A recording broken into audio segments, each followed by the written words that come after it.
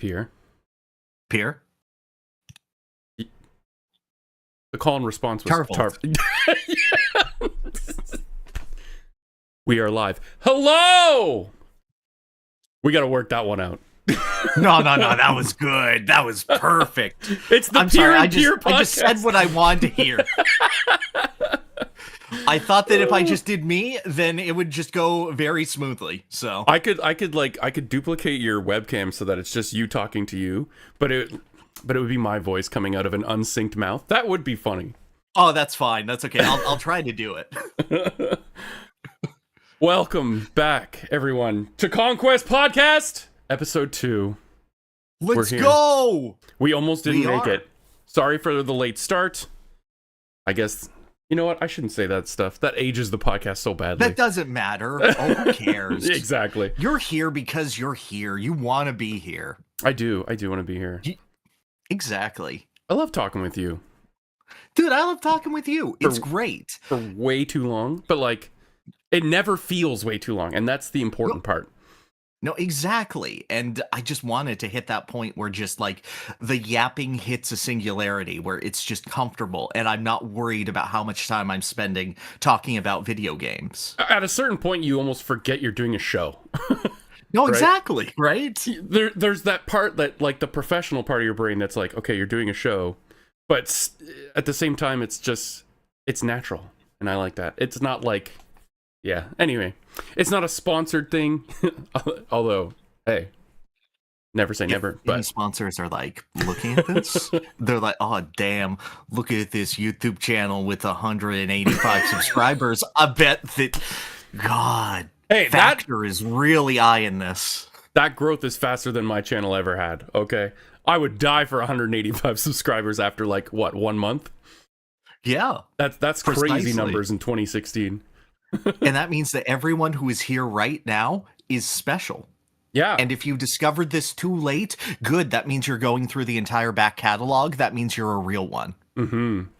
They're not as special as the episode 1 people, though, unfortunately. But they will be more special than everyone going forward. No, they're more special than the episode 1 people. The episode 1 people just sort of stumbled in. These people went to the tiny baby channel to get more. They're the freaks. I love you, freaks. That's a good point. We love you, freaks. Also, freaks, just for future reference, if the volume needs adjustment in any way, please let us know. Please let me know, really. Precisely. Please let Pyrr know, and then let me know, because I'm not reading chat. That's fine. That's better. All right. Well, it has certainly been a month since we last came together to talk. Right? It feels like a full year was jam-packed into this past month since the last podcast. Dude, I am exhausted, and life is so hard. Yes. And I get to tap out after this week. You? Oh my God, dude. Tap out after this week. Oh my God. Yeah, lucky you. Yeah, I've got a lot of stuff happening.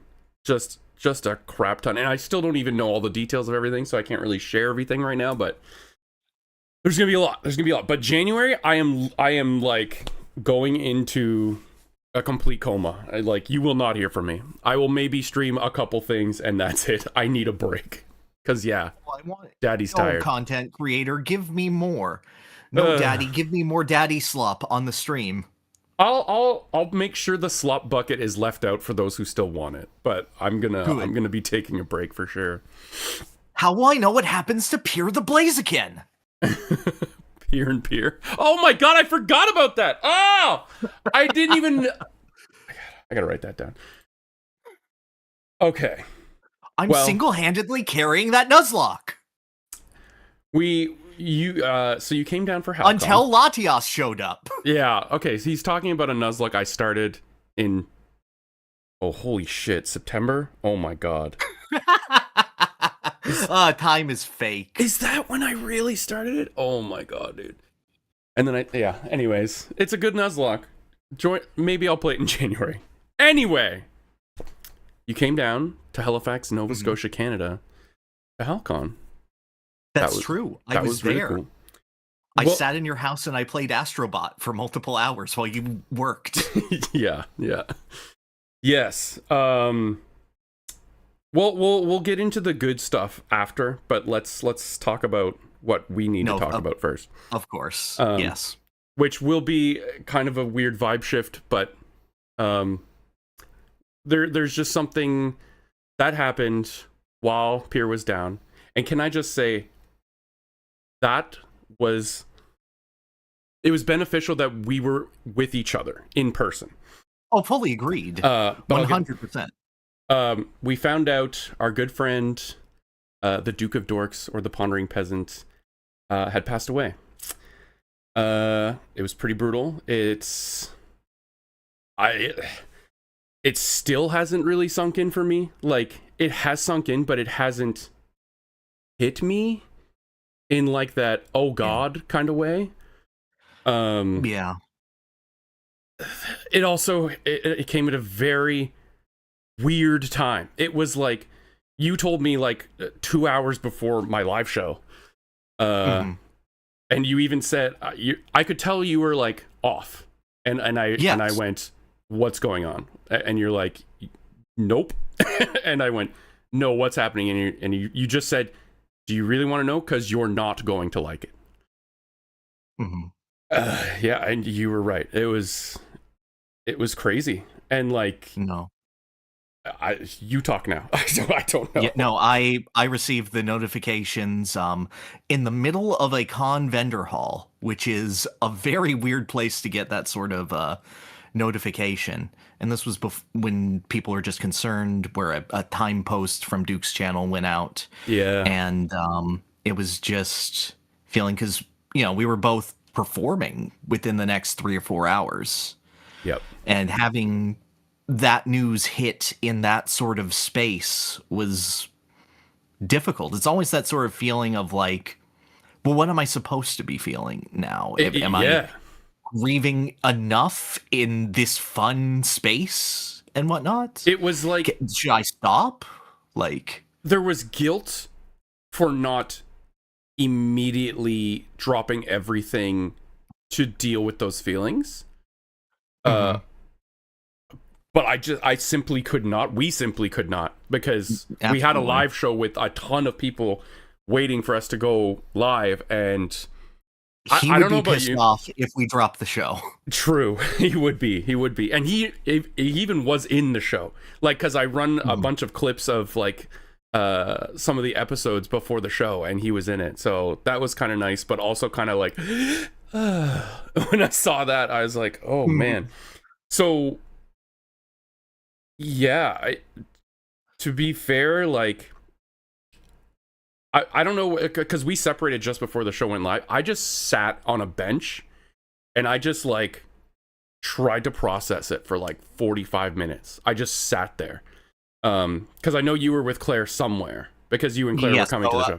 We went to her hotel room. I beat her in Donkey Kong Jr. math. Excellent. Very good. Duke would have loved that too. No, he would have been thrilled. Duke would love that, yeah.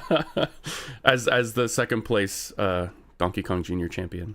First place in my heart, though. Yeah, so I just sat there trying to process it, and at the same time trying to get myself hype and ready for the show. All at the same time. It was literally like a battle in my brain of emotions and feelings.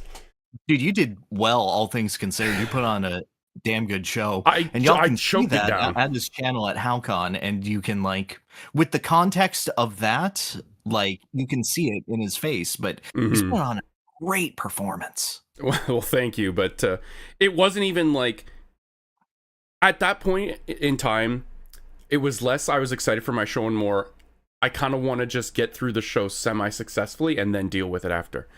Yeah, which I did, like. But it was hard to kind of celebrate that win. But again, that sounds so selfish and so about me. Oh, this is how it affected me. But like, we really should be thinking more about Duke and his family. And of course, our huge condolences go out to the Duke and the family. And like, of course. Yeah, I don't even... Dude, he was such a great guy to hang with. Like, Yeah. when he came down to visit me in San Diego, we went to this restaurant that you can look up to be jealous. It was called Hash House A Go Go, Mm. and massive, massive portions, like utterly ridiculous portions, delicious. He had like a tower of chicken and waffles, and could only eat 2 waffles. Oh, And I wow. was like, dude, I'd be I thought taking you the could eat chicken. more. And he went, I thought I could too. And we're going and we're walking through the park, and he notices that there's a homeless man taking a nap. And he says, give me 1 second. And he sets down his bag of food and he prepares the meal for the homeless man for when he's about to wake up. Oh my God. Wow. That is what I will always remember about him. And then he accidentally pushed for us to go into the Children's Science Museum. Wait. And I'm like, are you sure? And he's like, yeah. I don't know And then- any child scientists. And then we went in and we were like, oh, dude, I don't think this is what you think. He's like, you let me go in there. And I went, yeah, right?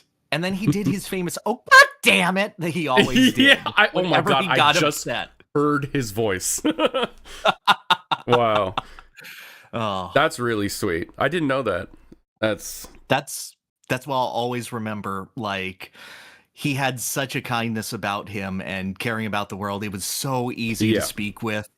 And at the same time, I have gotten his goat so many times I could open a dairy farm. He always very much aspired to try and make the world a better place. Like, whether it was Yeah. like trying to get people to treat themselves better, trying to like improve people's mental health, or like you just said, like that was such an act of kindness. But I know he obviously very much had his struggles, which I guess just caught up to him. The last time, oh man, this one's tough because the last interaction I had with him was a comment on our last podcast. On the last podcast, yeah. Where he said, sarcastically said, I'll be crying into a tub of ice cream because Tarvould replaced me, essentially. Which that went through my brain many, many, many times and still has. I understand, and I understand that, like, what he ultimately did was the culmination of many, many, many, many, many things. Oh, yeah. But it's hard not to think, oh no, I replaced him and that hurt him. Dude, it's good. If you look at his community posts, the one directly before the message was that he was celebrating the podcast and said, maybe when I'm not buried in work, I'll pop on sometimes for it. So this was, while, you can't say for certain for anything, this was not a headspace that you can tear yourself down for that. No. Okay. This is me bullying you. Do not feel that way. Thank you. So I kind of need that. And I don't really, but that thought has passed through my head a few times, because at the end of the comment, I just said, me and Pyrr were literally talking, and we were saying, I wonder how Duke's saying, we miss you, buddy. And then a few days later, we heard the news, and that was rough. It was rough. But he would want this to be fun and funny and entertaining. Exactly. Yeah. So this is just like me saying, if you haven't heard of the Duke of Dorks content, it's under the Pondering Peasant right now. Right, he did do a name change. Yes, so that's searchable. I've done a ton of podcasts with him. He's done a ton of great breakdowns and stuff. He did a Smash Brothers concept on dark matter that he was really, really proud of. If there's one video of his to check out, I would suggest starting with that one and, just going from there. He's been a great friend, and I'm here to make more stories and have more adventures so I can tell him about them when I see him again. Oh, that's sweet. Yeah, I'm glad he wasn't disappointed by Metroid Prime 4, at least. I know. He was a Metroid Oh my God. I know he was a Metroid fan. The feeling of like, dude, you got K. Rool back and I didn't get Ridley? I have no idea if Ridley's in the game or not. Me either. But, like- To be fair, I've only been seeing the discourse, and I've only played like 8 hours myself. Right. But yes, condolences to Duke. We're thinking about him. We're both also working on some kind of honoring a way to honor Duke in the future. I don't have all the details yet, but I will later. I'm sure, Pyrr, you're in the same boat. Very much so. Yeah, so we are planning something to honor the life of Duke. Okay. That was heavy. That was a heavy opening. Yeah, you want to transition into talking about video games from that? I guess so. Okay, but we could still talk about your Halcon trip too. But weave video games into that too. So yeah. So Pyrr and Claire were down for Halcon, and they were part of the live show. It was a ton of fun. I sneakily got Jared in to make a bully round for video game music trivia. So dirty. Yeah. And also, you guys calculated my score wrong. I scored much higher than the 21 that you said I did. I thought you had 22. No, it wasn't me calculating wrong. Not to throw shade on team number 3, but they were like, trying to gauge their marking was difficult, and I had to do it very quickly. But either way, we knew that you won. Pyrr won! Well, yes, obviously. Let's go! Pyrr beat Claire, finally. Claire states that she's not nearly as familiar with actual track names, which is totally fair. Honestly, that wasn't even my intention, but when Jared gave me his list, he listed all the games and all the actual track names. I'm like, I'm going to use that. Yeah, let's do that. No, it was good level of cruelty. Like, the fact that I could gauge, like, okay, what do I know about Jared? This is a Genesis sound chip. He got a Rystar question correct in the finale. I think this is Rystar. That's good deductive This isn't work. level 1. I'm going to guess level 2. And then you said, no, you have to give me the name. And I went, shit. Yeah. Hey, but you were right. It was level 2. I was. Mm-hmm. For anyone I want you all know this is the brilliance that goes into video game music trivia. That is how you do it. Yeah. Yeah. So if anyone wants to go watch the live show, it's on my channel. Tarvould's Quests, and yeah, you can see all the shenanigans, all the crowd pop-offs were great. Those are what I live for. Oh, absolutely. Because during like the question round, they're all like silent, but you hear like some people go, yeah. Someone really fucking loves Castlevania Lament of Innocence, let me tell you. They even came up to me, child who was like, Plants vs. Zombies! yeah, there's like a 10-year-old like, Plants vs. Zombies! Oh my god, that fills me with joy. And yeah, so someone came up to me, they're like, older than you. Yeah. Someone came up to me after, like, thank you so much for putting Lament of Innocence in. Nobody knows that game. I was like, and you're like, no problem, it's mid. Yeah. Soundtrack great, game mid. No, I didn't hit them with the mid. That was a ton of fun. And then yeah, we did all the other Halcon stuff. We went to the vendor. You got something very interesting from the vendor. Oh, I did. Mm-hmm. Definitely. That's going to come up later. Oh, I figured it would. Okay, all right. Yeah, I'll talk about absolutely. what I got. Because that won't come up later, what I got. Okay. So we went to like a video game vendor, and 2 things immediately caught my eye. And one was the PlayStation 2 game, the TV series show Friends, the Trivia, the game. Or the one with all the trivia. That's what it's called, because they name all the episodes the one with blank. And the DS version of Survivor. Which I haven't even played yet. I've been that busy, I haven't popped that into my DS yet. My son got to play it for a bit. My son got to play it for a bit, and he said he walked around and talked to like some of his tribe mates, and they're like, Zach is really annoying us. And then he closed it and cried because that was really upsetting to him. He's like, they find me annoying, Dad. Oh my god, it's too funny. I'll never get votes for the final tribal. Yeah, what gaming did we do? Oh, do you remember the name of the game we beat with Claire? Yeah, no, it was a beat 'em up. I have it here. It was Fight and Rage. Yes. And it was kind of like a Streets of Rage final fight. Oh my god. Wait, what was it called again?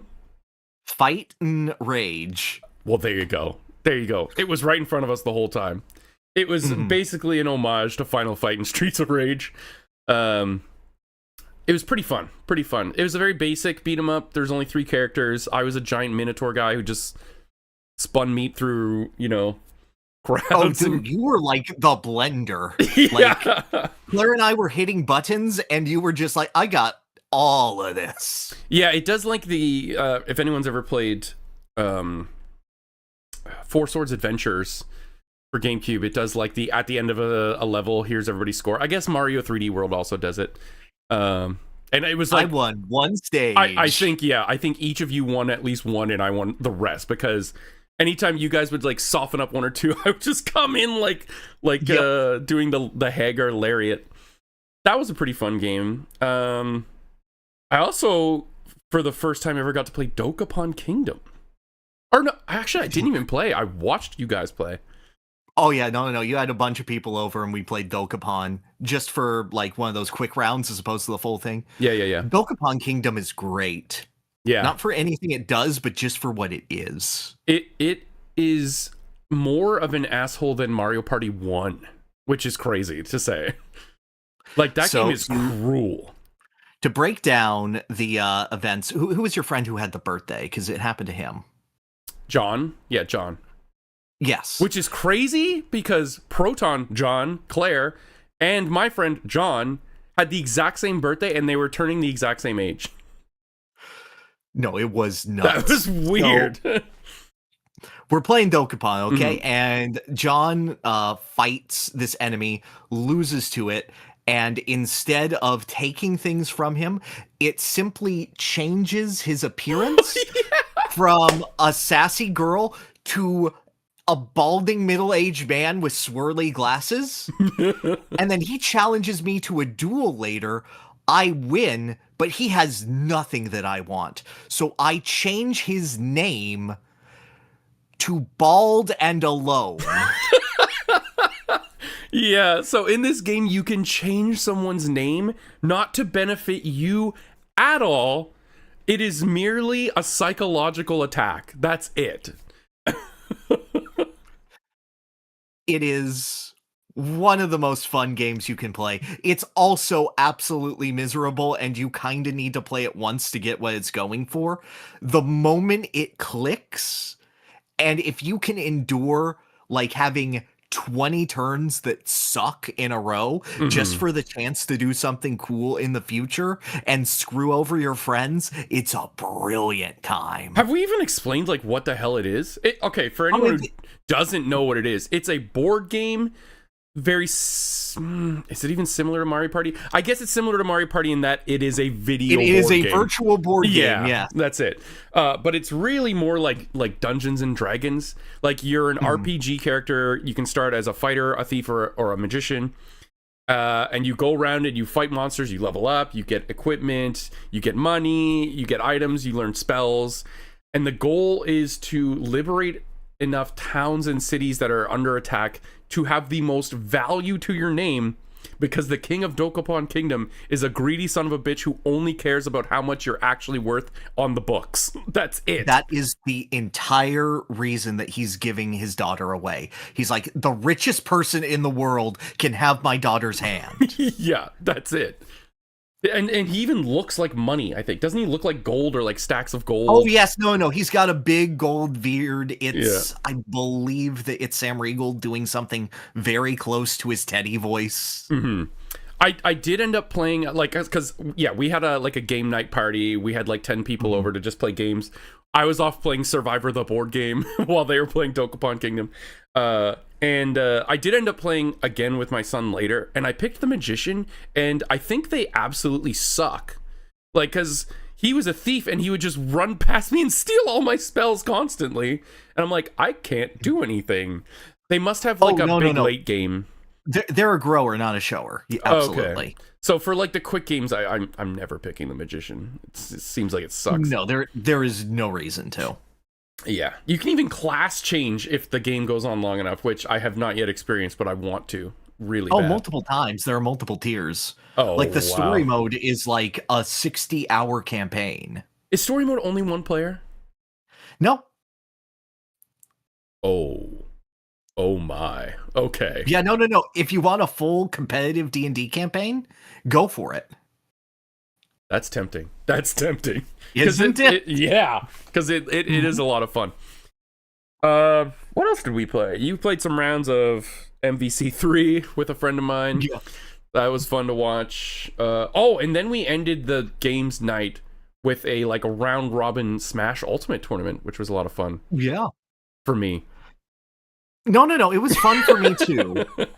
It was fun. Yeah, all of us had some rust on, but I shed mine the quickest. I scored a perfect game. Although every single one of them, well, not every single one of them, but a lot of them came down to a one stock critical hit or critical Both miss. of the games that we played were down to final hit, and I choked both times. You did, yeah. Thank God. I was Sephiroth charging up like the Giga Flare, and I let it rip, and then Pyrr was King K. Rool and threw the counter, and then K. Rool went, ooh. and then He's like, no, I'm done. Yeah. I forgot how slow the Giga Flare goes. Yeah, it's very slow. He has it's the longest wind up. I'm like, if this is any other projectile in the game, I have you dead to rights. It's true. It's because it does 60 damage and just insane knockback. It is, you do not want to get hit by it, but you did. And then on the final day, I didn't hit go live. Whoops. on my Blue Sky post, not the thing. Okay, all right. I'm watching the chat. Go, buddy. I know. So we had 3 days of con. We had 1 day of you pre-con, which was mostly me having to do work and stuff, and you playing Astrobot. We almost died coming home from the airport because it was slush rain at 3 a.m. We basically skated home. Yeah. And then after all that, we were exhausted. So we had 1 day left. It was Remembrance Day. We're like, let's just sit on a couch and beat a video game. Let's just start to finish crush a game.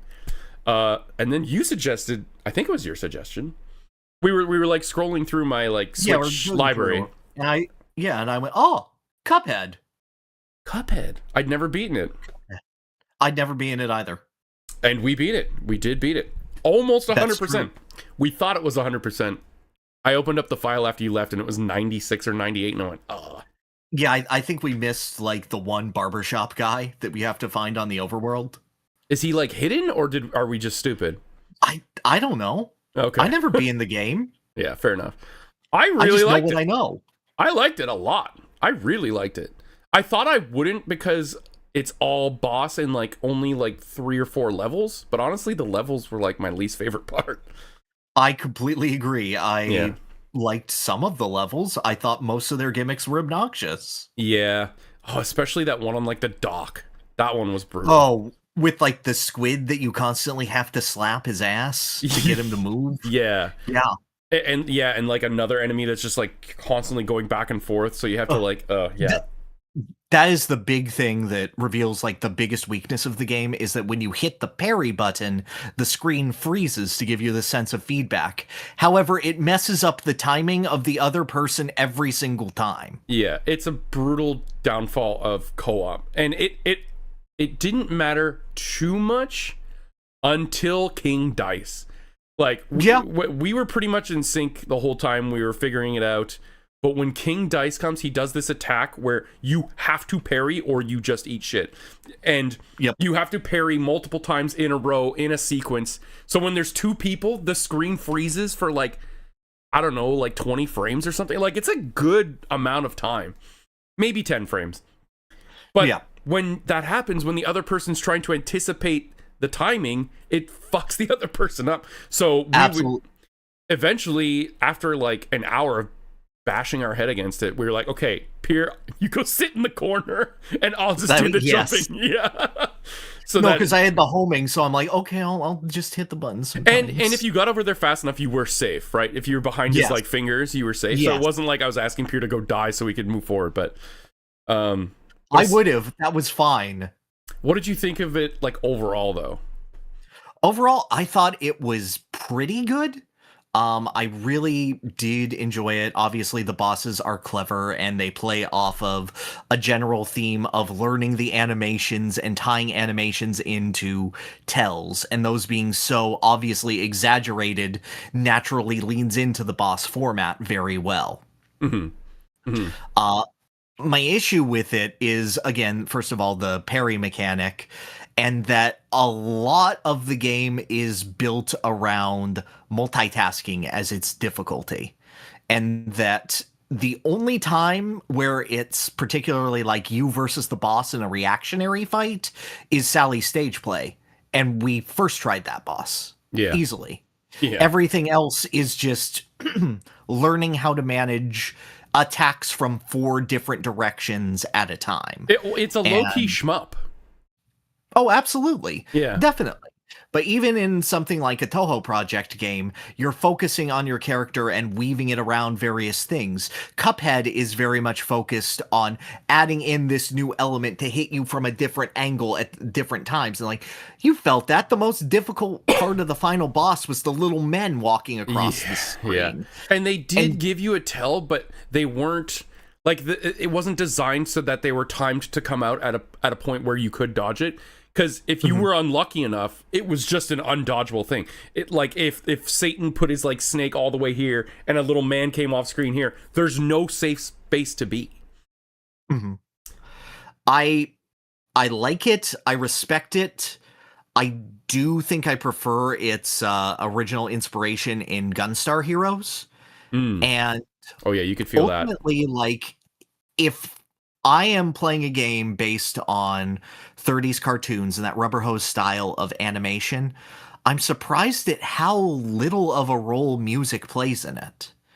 Don't get me wrong, like, the actual soundtrack itself is very evocative of the times. I don't think I can tell you a single melody line from Cuphead.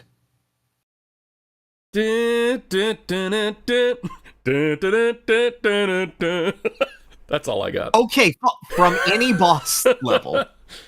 Like, I can tell you Die House, I can tell you when it does the Super Mario World theme in one of the fun fair levels. Yeah. Yeah, me either. To be fair, though, it's getting crunched under like 500 sound effects because of everything that's being like piled onto the screen at any given time. Oh, definitely. But like, writing the music, feeling the music is such an important part of the identity of 30s cartoons. Like, so many Popeye shorts were built around, hey, we have licensed this song, we are going to show off this song and move the animation in time with it. Maybe the DLC corrects this. I do not know. But I mean, like, we all know spooky, scary skeletons for a reason. No, exactly. The skeleton dance is great. It's called Merry Melodies and Silly Symphonies. If something is appealing to that sort of sense, I want that more, but it's so slavishly devoted to this sort of Gunstar Heroes identity, whilst being less modular than Gunstar Heroes is. That's not to say, too, that like the art style is incredible. Right? Oh, like, 100%. And that is its biggest selling. That's the foot in the door selling point of the game. I think the difficulty might be a turnoff to some people. I didn't mind it. I thought it was okay. We only really had a difficulty with one boss, maybe 2, if we count the devil. Yeah. I would say that, you know, King Dice for non-good reasons. Yeah, not because all of King Dice's little bosses were piss easy. It was just getting through that final checkpoint where it was just not built for co-op at all. Exactly. And I thought getting through the little bosses and learning the tells was fun. I really liked that. Yeah, I liked it too. Yeah, I would just say the devil and Grim Matchstick the dragon. Yeah, I think maybe, like, we talked about it too, and some people were like, well, did you try this weapon? No.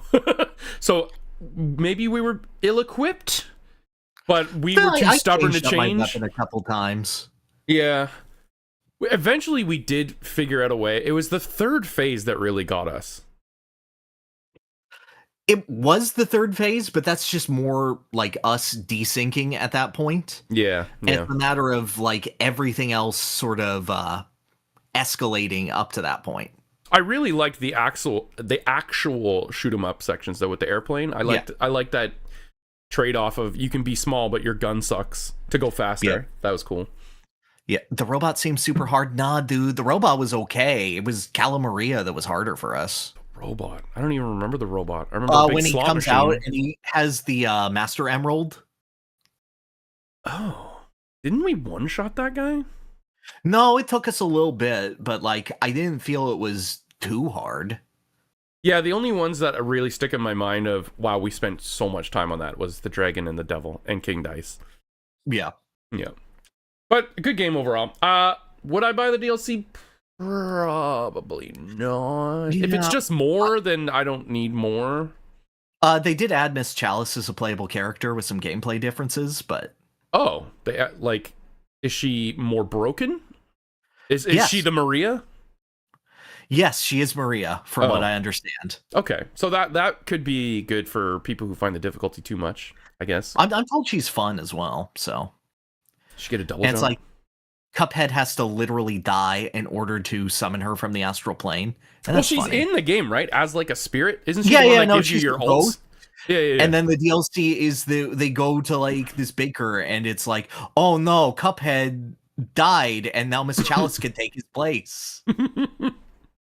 My favorite DLC. Yeah. Yeah, so Cuphead was good. That's pretty much it for what we played together. Because then you went home after that. But what else have you been playing this month? I've been playing a bunch of stuff. First off, I want to say it was really fun also helping out with Throne controllers. Oh That yeah, was right. We didn't really even fun to do. I know. And Mario For Party whatever versus reason, Claire let me just sit on stage and vamp. And she said, you want to do that? I'm like, yeah, okay. So I just sat there and was like, okay, who wants to go up? Hold up something in the audience, and I'll pick you depending on what I care about. We had a Goro Majima who had like 8 different props and kept changing them every time. that was incredible. Yeah, there were some great cosplays. A man held up his child, and I went, well, okay. I feel disingenuous not. Someone held up their credit card. Oh, that was a good one. Yeah. Someone gave me money during my show. They just ran up and gave me money. Yeah, because I said, because one of my songs was Witcher.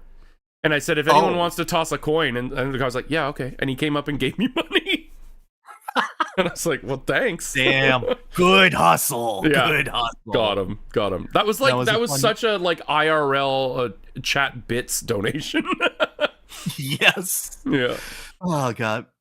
The world is healing a little bit. Mm-hmm. But yeah, then I went to play just a couple more games after getting home. Let's see what I got on the list here.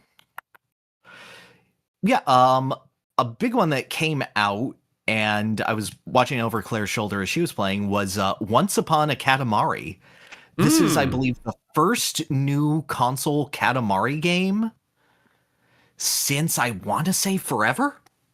What? Really? Yeah, I think the other ones were just either mobile games or re-releases, but after Reroll and We Love Katamari Reroll, they made an original product with it. And it is Katamari, and it's not as good. Oh no. Why? So it's very clearly retreading old ground with stuff, but with a cute theme. The plot is that the king of all cosmos has destroyed the earth and everything on accident because he was showing off. So you have to go through history in order to repair it. Okay. So there will be like a pirate level and a cowboy level and an ancient Greece level and that sort of thing, which you could tell that they were really going for a Katamari based on Edo, Japan. And then halfway through realized they ran out of ideas for levels based on Japan, so they made it a time travel game. Because there are like 12 Japan levels and 3 to 4 other time period levels. I think the dinosaur area has 2 levels in it. Oh, okay. But like gameplay wise, is there any difference or anything interesting other than roll ball, make bigger ball? I mean, there was jumping and dashing in Forever. Yeah, so they took out the jump in Forever. They made toggleable items, like they added a magnet that you can toggle in order to grow your Katamari if you want, as opposed to when in Forever you had those hearts that would absorb everything around them. You now have that as a toggle. You have a little radar so that's that just can like show you easy mode? No, it's just a power up for levels. They expect you to have it. They can give you little rocket boosters to make your Katamari faster.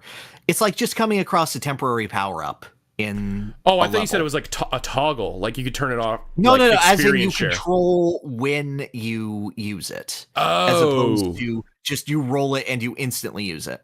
Gotcha. Okay. Otherwise, it keeps running into a lot of technical issues.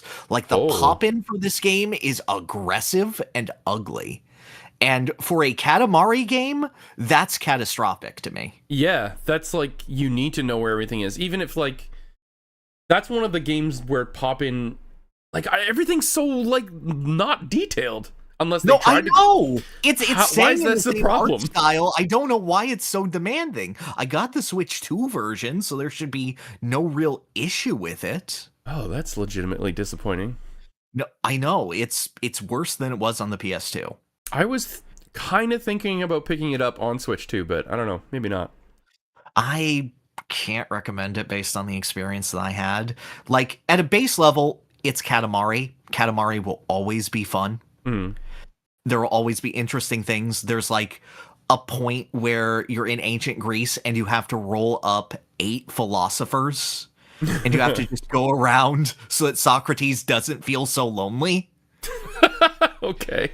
And it's very artsy and whatnot. There's one where you have to do up a bunch of roses, and sometimes there'll be like a woman with a dress made out of roses and you get a ton of roses for rolling her up and that sort of thing. So it sounds like if you're a Katamari fan that just wants more Katamari, you will get it.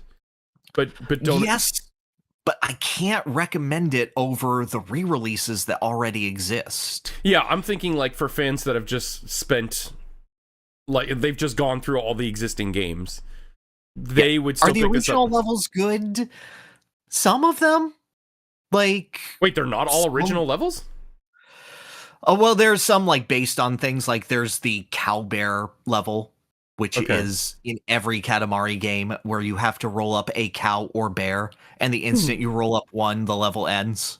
Oh. How's the soundtrack? Everyone hates it every time. Okay. It's just okay? There were there were some alright songs and some decent remixes, but there was nothing that really hit me like the classic Katamari songs or even something from Forever. There's no like Katamari on the Wings that's coming out and slugging me. There's no Baby Universe or Advancement on Lonely Rolling Star. It feels like a Katamari game by committee, unfortunately. You hate to see it. I do. That's a bummer. Did you play anything good? Or good to you? Dude, this year has been hard. I've played mostly mid. Yeah. Like, I'm looking at this, and my average out of 5 is 2.5. For the whole year? In general, yes. Oof. I have 5 games that are a 9 or higher. What's the bottom game? And one of them is just Emerald Rush. What's the bottom game? I need to know the bottom game. WWE 2K18. 2K18? Oh, so these aren't like new releases. One I had. Oh, okay. These are just the games you have played this year. Yes. Okay. And slightly above that was Sonic CD. Oh! That's spicy.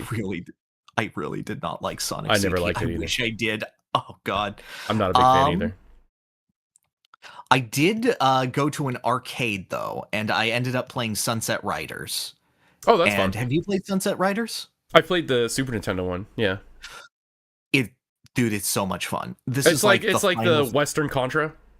Yeah. It's like the final form of what I feel like Konami was going for with The Simpsons and Turtles in Time.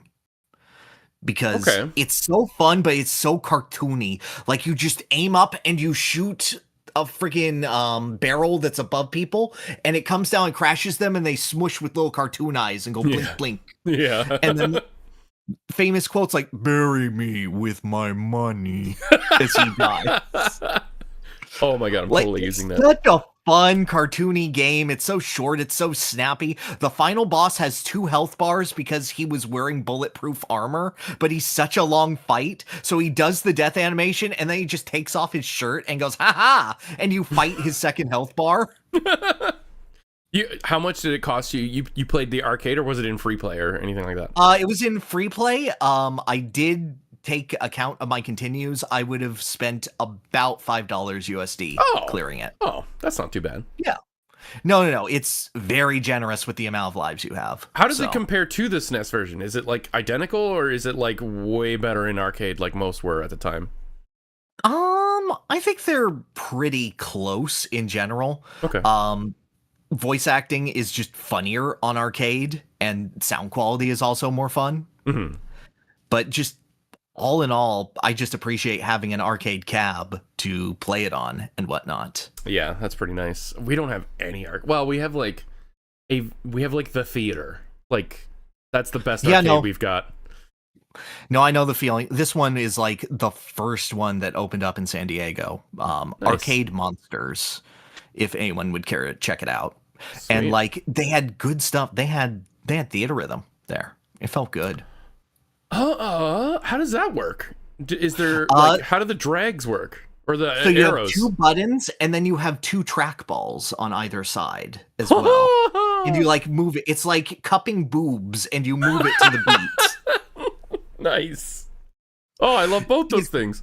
No, exactly. How do you hit triple inputs, or they just don't do triple inputs? There are no triples. Okay. You just hit, there's just doubles and doubles. Juicy and doubles. Yeah, I juice the doubles and I move the doubles, and eject is like, nice. Dude, Otherworld feels so good doing it in front of one person looking at you. You with a woman you can't even catch a ball makes a lot more has a lot more context. Bro, now. I'm catching this ball. Yeah. Check this beat. I'm gonna beat Ject while cupping boobs. That'll teach him. Exactly. And then just like stuff like the arcade has all of its rhythm games updated. My favorite, which is the piano game Nostalgia OP3, had all of the Deltarune songs in. Oh, nice. So being able to play The World Revolving, and when you hit the buttons, the piano track comes in, and if you fuck it up, the piano track starts to fuck up. Yeah, Guitar Hero style. It feels so good, yes. That's awesome. I have never played, aside from DDR, I've never even seen any kind of rhythm game in an arcade. Like, at best, there's like a crappy piano one. I shouldn't say that. There is a big arcade here. I just remembered. But it doesn't have like, it's more like a ticket arcade and not like a video game arcade. Yep. Yeah. No, I know the feeling. We didn't have one of those before this one for There is a piano one where if you hit them in sequence, but like the max, it maxes out at like a certain number, and the entire leaderboard's just that number, so it gets old real quick. Yeah. Oh, I can imagine. What did I play? I played a few games. I kept going through the Castlevania marathon that I started in October and carried forward to November, and I was like, I need to play more, and then I still only played one. It's been a crazy month. But I played Portrait of Ruin, which was pretty interesting. Tell me more about POR. It's the one DS Castlevania game that I never got to. So it's really good. So it's a sequel to Bloodlines on the Genesis. You play as that one. I did know. Yeah, you play as the Morris son, and the Morris family in the Castlevania universe. Anyway, is like we have the Belmonts at home family. Yes. Like when the Belmonts aren't around, I guess they'll do. But like the key gimmick in this one is, well, there's a couple, but one, the big main one, is that you're 2 characters at once and you can tag team, or you can tag in and tag out. So you play as Charlotte, who's like a magician, very sci-fi like, and Jonathan, who's like, he just plays like any Belmont would. But you can either have them follow you and like attack with you, but if they get hit, like if you get like happy birthday, is that the correct term? Like yes, that's the Marvel term. Yeah, if you get happy birthday, if the player you're controlling gets hit, you lose HP, but if they get hit, you lose all your MP. And MP is pretty important in the game. Yeah. It lets you do all the things. Or you can just have there's like an assist button. You just push one button. They come in, they do their attack, they leave. Or you can just play solo. You can just run around solo. Mind you, there are going to be some spots where you need your partner. Like, one of the early upgrades is jump off your partner's head instead of double jump. Instead of a double jump. It's pretty funny. They have some of the like standard abilities in Metroidvanias that aren't fun. Like, 2 of you can push a block. Oh, 2 of you can push a big block. And I love modularity. Yeah, I've gone on record many times saying like upgrades in Metroidvanias should open things, but also do other fun things at the same time. I'll talk about Metroid Prime 4 later. Great. Yeah, but it is a lot of fun. The other gimmick is that instead of just one giant castle, which there is still Castlevania, the castle, but it's like like half the size of the other ones. But you have to enter these portraits like it's Mario 64 and go do like another area altogether and beat a boss in that. And then the story is interesting. I don't know if it's good, but that's interesting. What I've heard from all that I understand. It's Bronner this time, right? Bronner is the villain, yeah, and he's just like a vampire who wants to take over Dracula's castle by... Okay, he's like making Mario 64 paintings, right? Yeah, he's trying to like seal Dracula's power away so only he can use it, so he can control the castle. But Death is in the castle trying to get Dracula out and trying to like mess with Bronner. But at the same time, he also... This is kind of story spoilers, but trust me when I say it won't affect your enjoyment of the game. If you're gonna like it regardless. But if you don't want story spoilers, here's your warning. The Bronner, he lost his 2 daughters. Like, his 2 daughters just died. So he wanted to fill that void. So he took Eric Lacard's daughters, Eric Lacard being the second player in Castlevania Bloodlines, the Genesis game, and turned them vampiric. So that, and then tricked them into thinking that they were his daughters. Now, you find like this cowboy ghost man who just looks like Igarashi. And he says, I am the wind, or my name is Wind, and you find out it's actually the ghost of Eric Lacard. Oh, dude, just like the wind, he always wins. I am the wind, I am the sun. Dude, it's the best Castlevania song. It's pretty good. It's pretty good. It might be the best song that is Castlevania. I'll give you that. Yeah. But, so, to get the good ending, well, first of all, the bad ending, you just fight the daughters and you kill them, and then everyone's sad and everybody leaves. Castlevania, especially the DS and the Game Boy Advance ones, are notorious for having like a good ending and bad ending.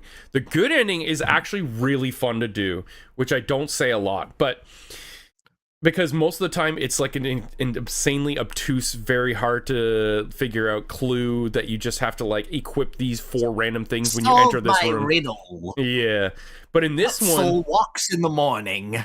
In this one, has 2 legs. Yeah, okay, go ahead. In this one, Charlotte gets a spell. It's like a purification spell, and she has to cast it during the boss fight, but it's got an insanely long cast time, like 15 seconds, and if she takes like any damage at all, it's canceled.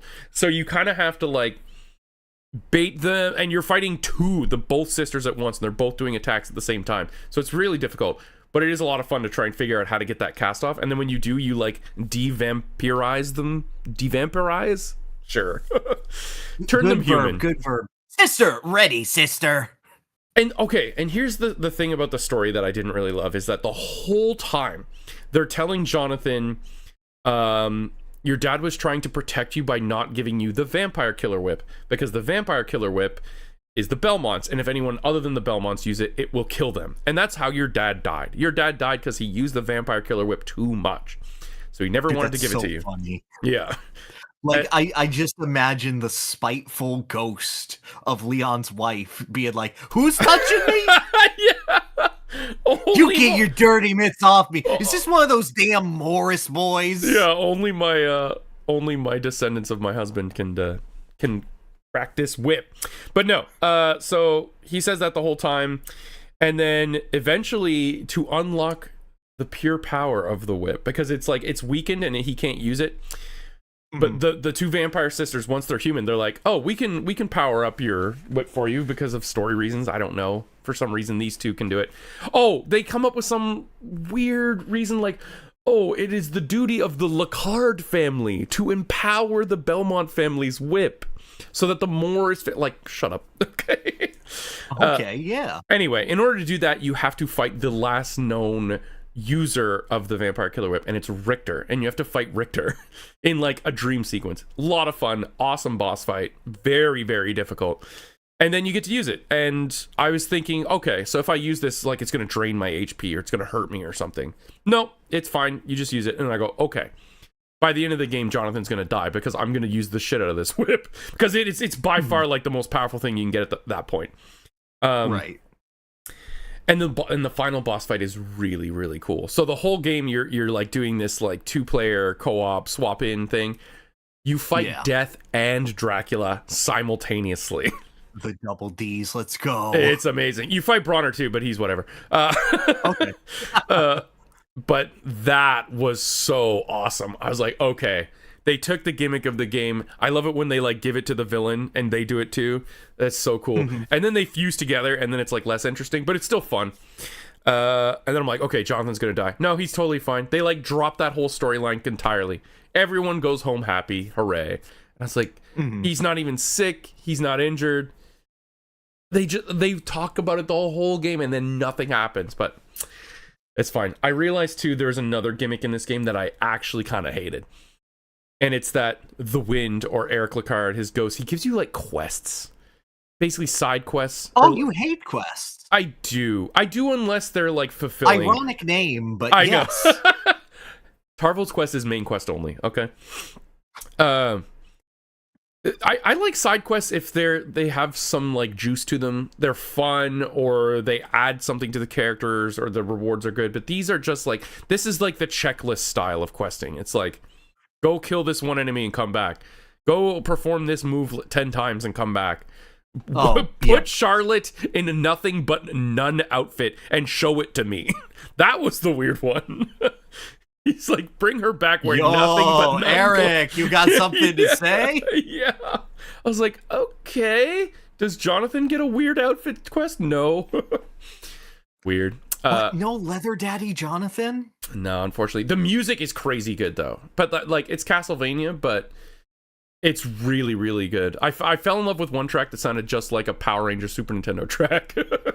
Oh, which one was that? It's like I don't remember what it's called in the game, but I paused the stream and I was like, wait, everybody has to hear this. And then I played the Super Nintendo and they're like, yo, no, yeah, that's the exact same song. That was really good. Very good Castlevania. I liked it better than Dawn of Sorrow for sure. Nice. I don't think I liked it better than Aria of Sorrow, but I definitely liked it better than Harmony and Circle. Yeah, no, Aria is really tight. It's probably my number 3 behind the Nocturne duology. Yeah. Same. Aria is gonna be hard to top, and I don't think anything's topping Symphony or Rondo, based on what I've seen that's left. Maybe Order of Ecclesia. I don't know, but yeah, I need to revisit Order of Ecclesia. I'll be playing that. I'm saving it for next October. I gotta have something to do, something good to do, because the other one's looking pretty stinky. Aside from that, I voluntarily bought and played Persona 3 Reload. Oh. Okay, go on. Yes. Like, this is like your 6th attempt to get into the series? Oh, yeah, maybe higher. No, yeah, higher. If I tried to play P1 and P2 at some point too. Yeah. So I figured, okay, this is like a brand new remake. It's refined. It's fast. I know Atlas has the same problem as Square where they can't do anything definitively, but like this is like as close as it can get, I believe. How long have you been keeping this one in? Because like, I said it in our group chat, but you must have missed it. I guess I did. Yeah. I didn't play for very long. Like, to be clear, I'm like 6 hours in. Okay. But I find the Tartarus loop very addicting. And they made what the fuck? I know. But so the last time I tried it was portable on the PSP. Yes. And that had like a fatigue system where you couldn't go through, and they removed that entirely in Reload. because they made it so like, okay, no, the children are tired, send them back to school, please. But in this one, there's no fatigue system. The only thing that's like keeping you, or the only thing that would push you back is that there's no real good way to like refill your like SP. Yes. No, it's always been the limiter. Okay. I was wondering, I'm like, am I stupid? Like, is there a way to refill this? Because at a certain point that like, when you're out of SP, the like game mechanic is dead. Oh yeah, no, that is absolutely the limit for how far you can push in a dungeon. And the game gives you very few ways to recover it, especially compared to HP. Yeah, so did the original or Portal, did you play Reload at all? I have not played Reload. For context, I've gone through FES and I've gone through Portable twice. Did they have like the little shards that unlock like the special treasure chests? Because that felt new to me. They had like keys that did that. There were like keys to briefcases that did that. At least in Portable. In this one, there's like little shards that you can find around town. I can't remember what they're called. Twilight shards or something like that? Okay, not those. No. Okay. And in Tartarus, there are chests with like really good stuff in it, but you have to expend those. So it's forcing me to go. It's forcing me to go through town to be social. I know, gross. No. Oh man. But yeah. Other than that, you can just like power through. And the other thing they changed, which I guess it's fine, but it was strange.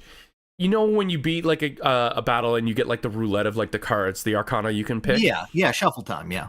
Not shuffle time anymore. Just pick one, and they're face up. Okay, hate that. You hate it? I was like, do I hate? I was like going back and forth in my brain, like, do I hate this? Because like the timing wasn't that hard in the original, right? It was pretty easy. No, it wasn't. But it's like the difference between picking your number in Super Mario Party Jamboree and the slow shroom. Like you could still fuck it up. Oh, okay. I see what you're saying.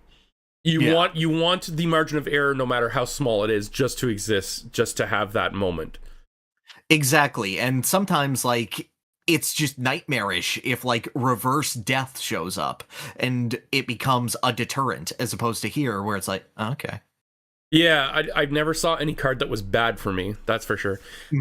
So I just like powered through Tartarus and I hit like the 21st or the 22nd floor, and then they said I couldn't go any further. And I thought like you could go as far as you can go, but I guess I must have to hit like some story trigger. So that's where I'm at now. Basically, every full moon triggers more of Tartarus to open up. So it's like on the 24 days? schedule. 24 days? Is that right? Whenever the countdown that says the moon is going and you have this many days before the moon is big, that's how many days. There was another thing too that I thought was different that I wasn't sure was in the original or not, but it's if you get all of the different persona cards from Tartarus, like within a certain like floor, or no, on visit, I think. The card rewards will like double and triple in value. So it'll be like, instead of one little gold coin on a card, it'll be like 2 gold coins or 3 gold coins or something like that. And it was called like an Arcana Burst. Yeah. Oh, Arcana Burst did not exist. It did increase incrementally with like level and area, but I believe what you're describing is new. Okay. That see, they made it more addicting for my brain because they took off the limiters and they really upped the rewards. So I was like, okay. Oh, they Vampire Survivors you. I guess. Because in my brain, I'm thinking, well, I'm getting more rich and powerful just being in Tartarus. I don't have to talk to these people. Like, like I could just power through. So when I finally hit that barricade, I was like, oh man, because my plan was initially to just power through Tartarus as far as I could possibly get until like I was getting my ass beat so severely that I would have to go back to town. Right. Yeah. So now I will play it eventually, and probably not this month. I have an insane month, but I will try to stick with it. I'm not promising anything, but it did click for me, and it's a lot faster, I guess. Like the UI is faster, everything's very snappy. Okay, that makes sense. Yeah. Also, the game is gorgeous and the music is awesome. I love it all. Yeah. Dude, it's going down now. Is the best battle theme? Oh no, I can't agree to that. Mass Destruction's better than that. No, it's not. But they're both good, and they're on random rotation. So it's like it can be one or the other, which is really nice. In fact, there's an option that it's like, do you want all battles to just be this song? You can, or you can like shuffle them. It's really cool. I'm sorry, when Disturbing the Peace comes in. And honestly, this version of Mass Destruction isn't as good as the original. But both are selectable, so you could pick the original or the new one. Oh, they did add the original. Okay, good. Yeah. I was worried. Which is really nice. So yeah, I might stick with it. It's a lot, like I said, it's a lot prettier, it's a lot snappier. I do find it odd, and that's going to be another thing I bring up in the game I'm going to talk about in a second, that, like, so many people, I get it's like a silent protagonist, but so many people are, like, telling you all their deepest, darkest stories, and like, you just say nothing back. I don't know. I find that very jarring. So there are some elements that I kind of like about it, because the responses that you can give back in Persona 3 are generally very downtrodden. Yeah. They're very like weary. Sometimes they're just like the same. I'm like, these two statements are basically the same. I agree. Yeah. And like, I feel like some of them, that's to its benefit, because you can slowly see the cadence of your canned responses changing. And then sometimes it's just Kenji, and you sit there and watch him go, I want to bang my teacher. He's creepy right out the gate. He's so creepy right out the gate. You came from the same school as her? Have you touched? Like, shut up, Kenji. Dude, he's the worst. I hate him so much. Yeah, he's not great. Best change the female route made. You don't have him as a social link. Oh, nice. That's nice. How big of a boost is it? Because it just says like they gain more experience, right? The persona of the like linking arcana gain more experience. So it is less of an experience gain per level, and more that if you fuse the persona and it's of the same arcana, it will get an initial massive boost of experience. And this can be like 7 or 8 levels at max rank. Okay, that's pretty substantial. Yeah. I did fuse one, and it told me I'm too weak to use it. I felt like I was a Pokemon trainer without the right badge. It's like, what? I made him. He's my child. Oh, I'm sorry. You can't get Jack Frost right now. Also, another weird thing, I didn't, like, at the start of the game, they give you, like, 3 dialogue options, and I picked one.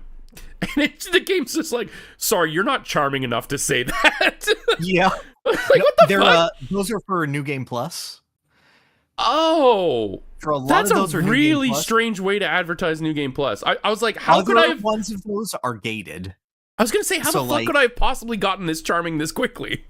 Oh, you can't. Yeah, okay. But it's there to show you that you can't say anything unless you max out these stats early, and you will miss out on potential dialogue options and ways to level your social link faster. I feel so bad whenever I get a question wrong on like a test or in class. It's soul crushing because I'm like, I just lost free stats. Like I just missed my rare candy. You have to look into the camera and say that you're not smarter than a 5th grader. Hey, these are at least 9th graders, okay? But like, some of them are friggin' hard. Like, one was asking me about like some kind of mathematical trigonometry spiral. And I was like, what the fuck? Oh, you mean the golden ratio? I don't know, man. I got it wrong. Oh, yeah. That's unfortunate. Yeah. I'm sorry. You don't know how to spell millennium? And then a lot of them are like Japanese history. It's like, where did like, you know, feudal Japan people store their garbage or something? And it was like 4 words. I had heard of, and it was like hovel. And I was like, okay, I'm going to guess that. And no, wrong. Mm-hmm. So I don't know if like the general Persona fan base is like load your save and just get it right, or just look up the answer. But it feels real bad when I miss it, and I'm like, I believe that they added something where if you connect to the internet, you can see everyone else's responses, and those like will always be 95% the correct answer for every quiz. See, it did ask me at first. It asked me, "Do you want to have the online connection?" And I said no. Yeah, I'm like, because like I'm trying to like not engage with the internet as much as possible. Oh yeah, no, it's garbage. I hate it. I want to be wrong, but. Mm-hmm. So, yeah, I've been playing that. I'll probably continue once I get some free time. And the only other one I've played very recently, and only 7 or 8 hours in, is Metroid Prime 4. Okay, tell me about this, because you're coming at this as a very dedicated Metroid fan, Yes. and I am coming at this as I like Zero Mission. Okay. Every other game has not landed for me. You will not like this. You didn't even like Dread or Super? I didn't play Dread, and Super, I just don't like her jump. Okay. That's my the thing favorite that jump. bugs me. Like, I think that the whole map is fantastically done. I think that it is so annoying to land on anything in Super Metroid. Yeah, it can be for sure.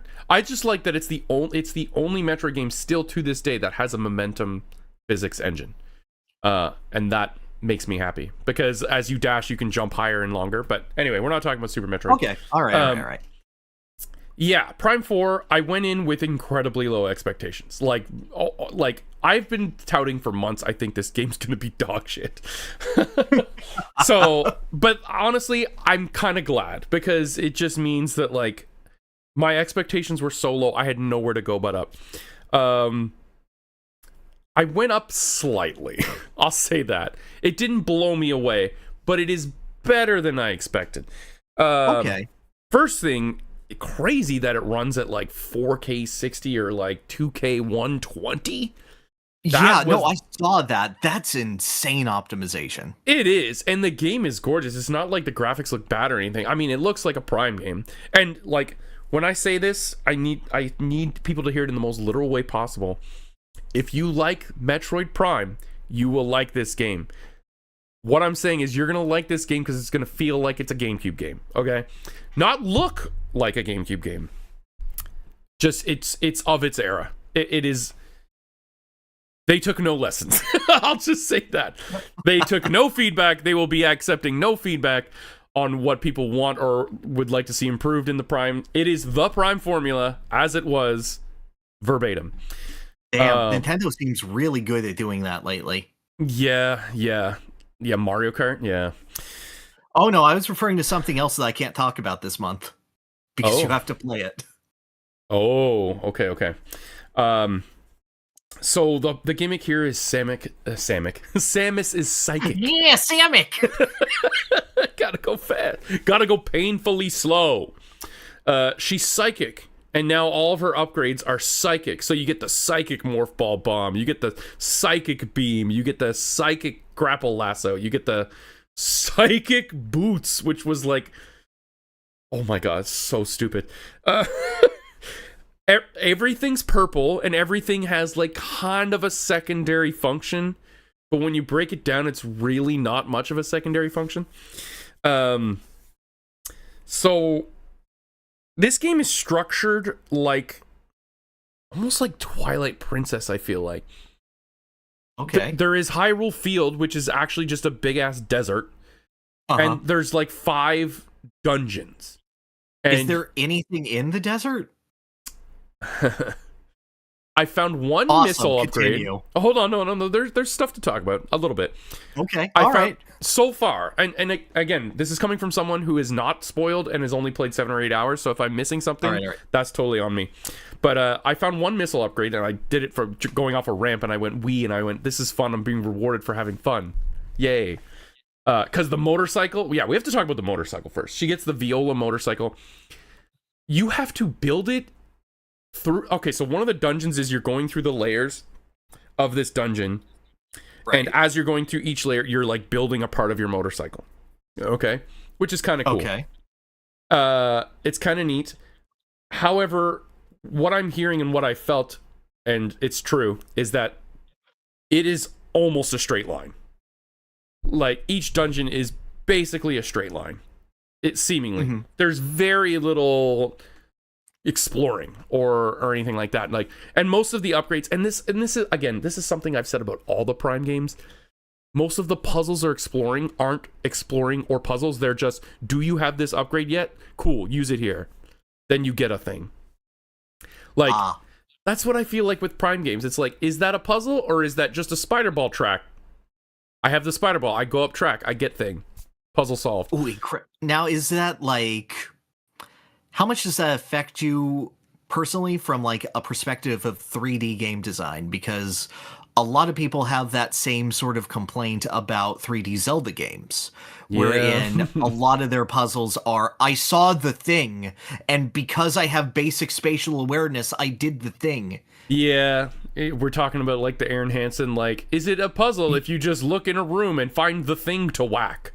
I was flashing back really hard, but I didn't want to say it in those words. Okay. No, but that is a valid criticism. And like, can you name a good 3D puzzle game? And to be clear, I'm not saying they don't exist. I just need an example of one. Yeah, Portal. Portal. Yeah, that's a good one. That's a very good one. I think Portal more so than Portal 2. I found Portal 2 like, there's the one white wall I can shoot. Everything else is gray. Oh, I agree for like its exploration segments, but for the actual constructed puzzle rooms, and especially the co-op rooms, I felt that Portal 2 did very well. There's a couple things in Metroid that I would guess call a puzzle. One of the more interesting ones, and I actually like sat up on stream and said, "Oh, that was clever and fun. I like that. That made me giggle." Is when you're building your bike, there's like these remote little arms building the pieces and picking up the chunks. And I was stuck in this room for like 15 minutes. I'm like, am I stupid? What am I doing here?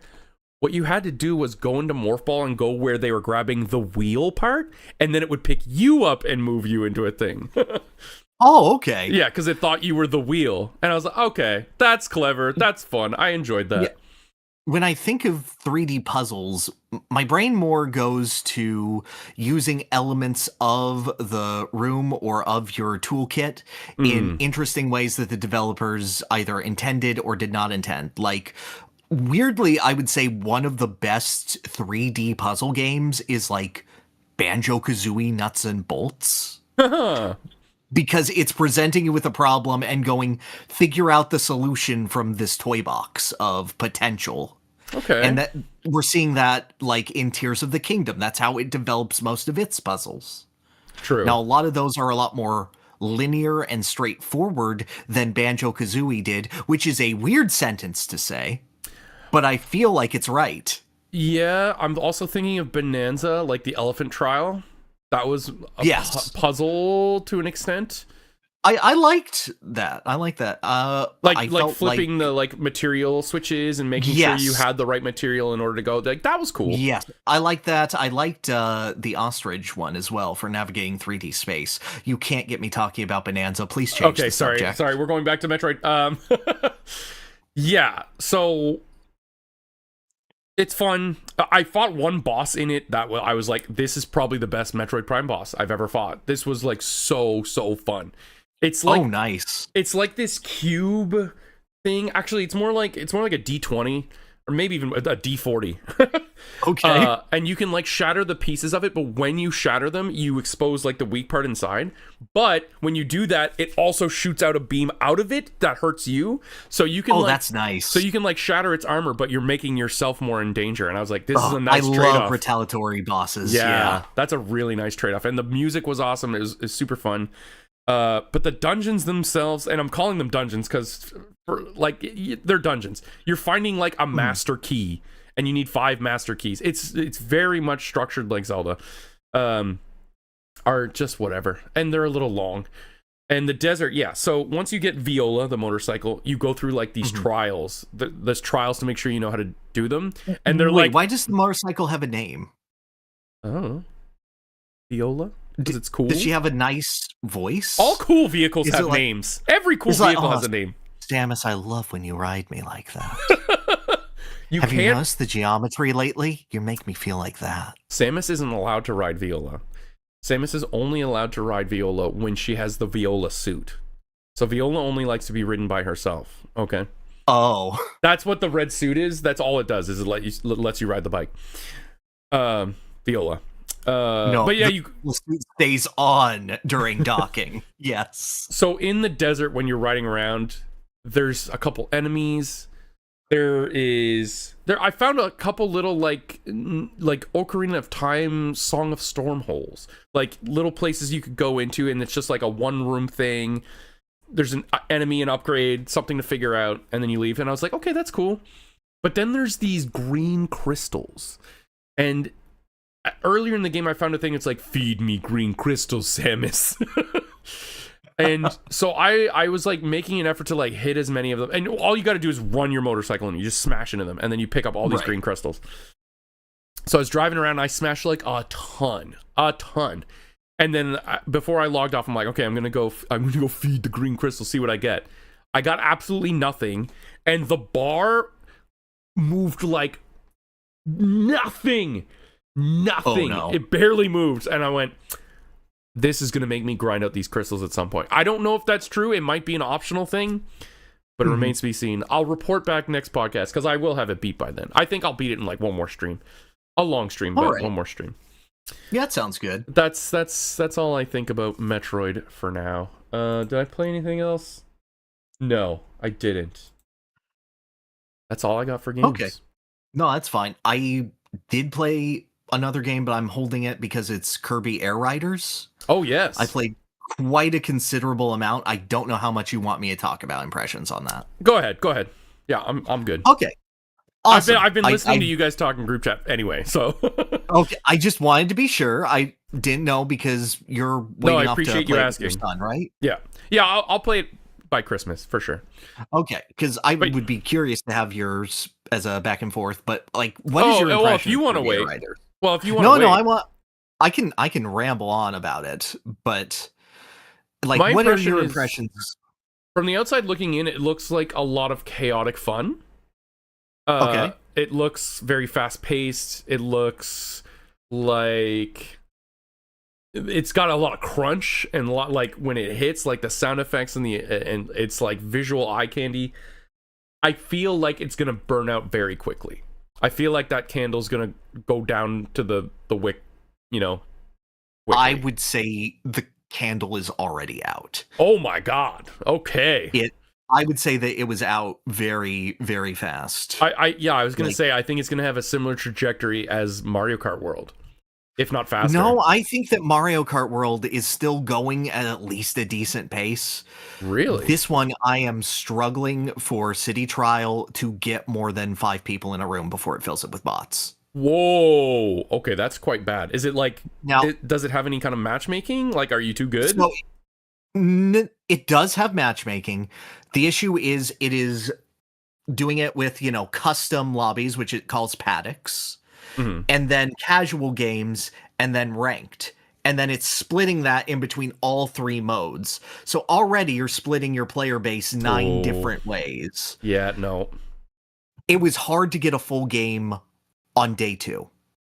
Because what it does is it will wait for a while and give you like 45 seconds, a minute. And then at the end, as it's counting down, a whole bunch of people will come in. And if you've played Dream Buffet, you'll know they're the exact same nicknames that they gave the NPCs in Dream Buffet. Yeah. So suddenly, Ashley and Dreamstock will come in to fill it out. And that's disappointing. I'm struggling a lot on my feelings with this game because it is fun. It is fun to just put it in and play. And I think it is a beautiful, beautiful game. I think that the remixes chosen are fantastic. I think that the elements of the Kirby series that they focus on are really, really cool and are only hype moments in Aura as opposed to anything meaningful. What? Sorry, say that again?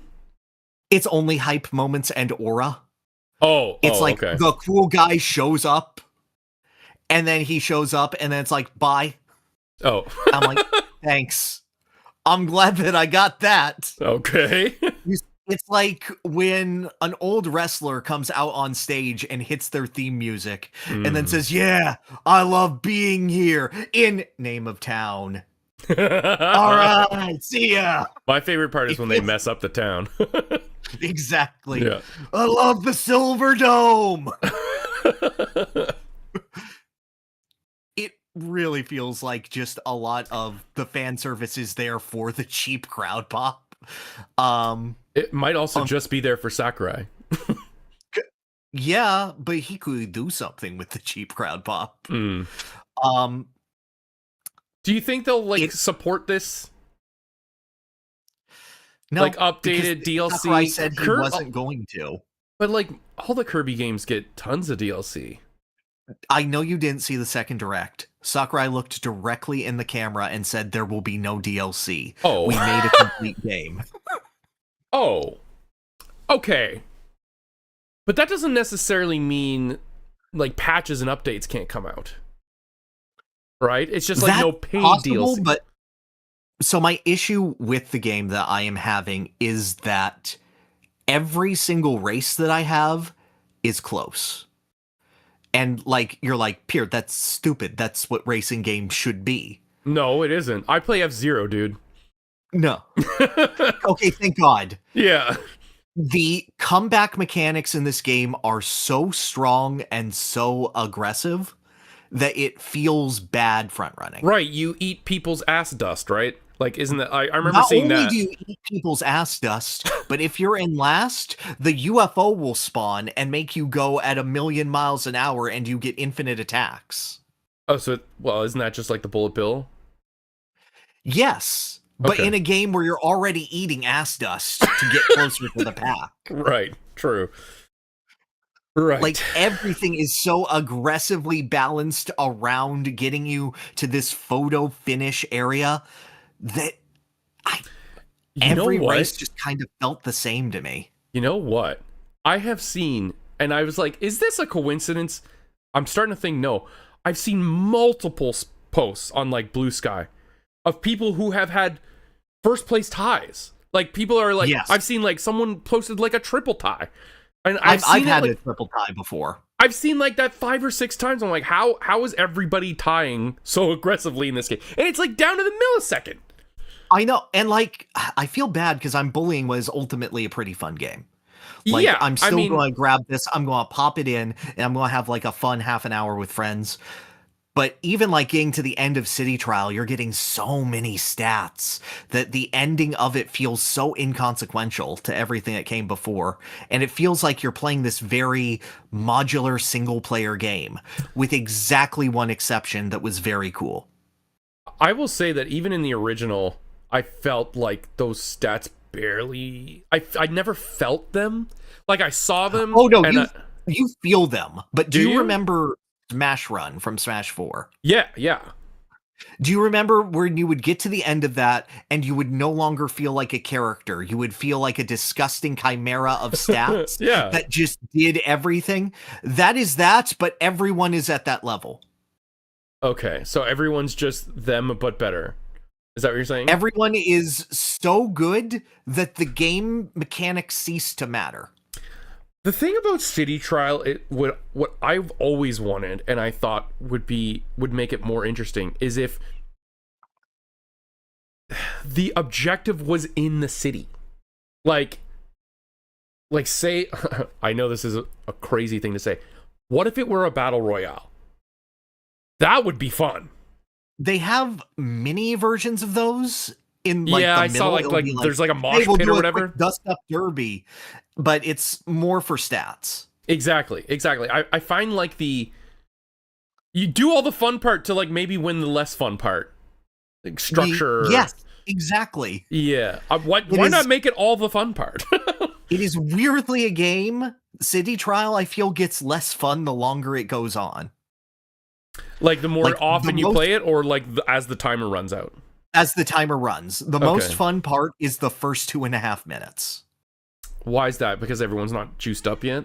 Everyone's not juiced up. Everyone can do some level of combat in between each other. Everyone is weak enough. By the time that you hit 5 minutes, you are zooming around enough that even though there's 16 people going every which way, landing a hit on someone is impossible. Not because they're running away, but because you're too unwieldy to hit them. Oh, okay. Do the different like ships? What do they call them? The air ride machines? Do the different air ride machines make like a tangible difference? Yes, up to a point, but once you reach that like specific level, it doesn't matter what you have picked. Oh, and the Like, characters too, they're different now, right? Like they have like their own... To a very limited extent, depending on the character. Everyone is Rick. That's also something I've noticed. Everyone is just Rick. So there's like 4 meta characters, and they're Rick and the 3 characters that fly with their special, which is Meta Knight, Starman, and Marks. Oh, okay. And Marks is slightly worse than the other 2. Oh, sadness. Yeah, sad for me. Why is flying so good? Because you can get the stuff up higher? Exactly. Okay. There are literally islands in the sky that are far away, and sometimes they'll just have every piece of the Hydra on it. Okay. So, like, the meta for City Trial is either you Rick all over them, or you build up Starman or Meta Knight, get to the island at about the 2.5 to 3 minute mark, pop the special, go to the flying island, get either a billion power-ups or get a legendary air ride machine for free. Huh. So it sounds like this game's kind of got meta crushed already, which would just like... Kind of, which is weird, but like, the game at the end is so inconsequential. Yeah, and you're saying like the comeback mechanics are so aggressive that like... Yeah, well, I'm saying that for like the modes where it matters, like Air Ride and Top Ride. Actually, Top Ride's a fun little guy. I've always loved Top Ride. When it wasn't in the first direct, I was sad. Sea Trial meta is a miserable discussion to have. It sure is. Yeah. It sounds very complicated in that it's like it seems both over complex and under complex all at the same time. Yes. There is a lot of things on the screen that mean something, but in the actual playing of the game, they don't mean that much. It's syndrome. It's if everyone's super, no one is. Yeah, right. Which is a shame because, like... But maybe that's by design. Maybe that's what they wanted. There is a character in this game that I love, and that's Taranza. Okay. Because every time that Taranza goes around a corner, you can hit A, and he will Spider-Man onto it and have just, like, a little bit of grip, or use it to pull himself ahead. That's cool. It feels good, it feels smart, it feels like it plays with the game's drifting system, and it's on the A button like everything else. And it doesn't matter compared to eating ass dust. Oh, that's bad, though. We want it to matter more than eating ass dust. I agree. It's really cool. If they built just like a Taranza racing game, I would love that. It was like the most creative fun I felt that didn't just feel like we were tweaking the stats of the characters. I'm starting to think that this game might have just been built for like 8-year-olds, right? Like it feels too bad to get crushed. So there's always a chance to come back. Like what's it like when you like fall off or die? Can you even do that? If you like, can you get eliminated from a race? If it sets you to the mode that kills you. Okay. It might just be like we want to make this as low punishing as possible. But it doesn't sound like there's not a high reward ceiling either. I've seen a higher reward ceiling. I've seen a skill ceiling for this game. But every time it comes with the caveat of, but when you go online, I don't know, dude, it's very chaotic. It feels like the higher end of this game is a time trialer's game. Okay. Because I know, like, Sakurai, like with Smash, it's very beginner friendly at first, but there's an incredibly high skill ceiling. Can you see that happening with this? I can see it happening with this for speedruns exactly. But not for, like, online ladder. In any sort of competitive environment, no. Yeah, okay. All right. I think I'll still enjoy it, but probably for less than 20 hours. Maybe. Yeah. Like, it's one of those things, I'll still go back to it. I still think that bits of the game are fun. I'm ultimately left disappointed that this feels like it has not evolved at all from a 22-year-old game. It's Pokemon. Kinda. But like, Pokemon had Lucamine. She's cool. Yeah. I think it would be a lot of fun at a party if you could get 16 players together and like in a room or like at like a con with like a LAN of like 8 teams. As a LAN party game? No, that would be great. hilariously fun. Oh my god. Life goals. Okay. Anyway, you know what? Nothing you're saying here is that shocking to me, honestly. No, I it's agree. not really deterring me at all. Like, that's pretty much what I expected. Yeah. I get it. And the single player mode sucks except for the end. Oh, okay. Is it sucks and then the end is good, or the end is just so much better that it makes everything else less good? It sucks and the end is good. Okay. So, yeah, I was going to say, so it's like Donkey Kong in that everything was great and the ending was holy shit amazing, but like drop that down like 4 levels. Don't you dare compare my son to this. Just the slant, the slope. No, they're not even in the same room. No, they're 4 layers underneath. They're in like the crust. Oh, thank God. The mantle, perhaps. No, Kirby can't See, that's even weird imagine. Because Donkey Kong Bonanza is the one that uses those levels of No. The tower's lifting him up. Yeah, okay, all right. Okay, cool. All right, yep, that's me for Kirby. Tagging out. All right, what do we got next? Oh, do I have a button for that? No, I don't think I do. Pyrr. Yeah.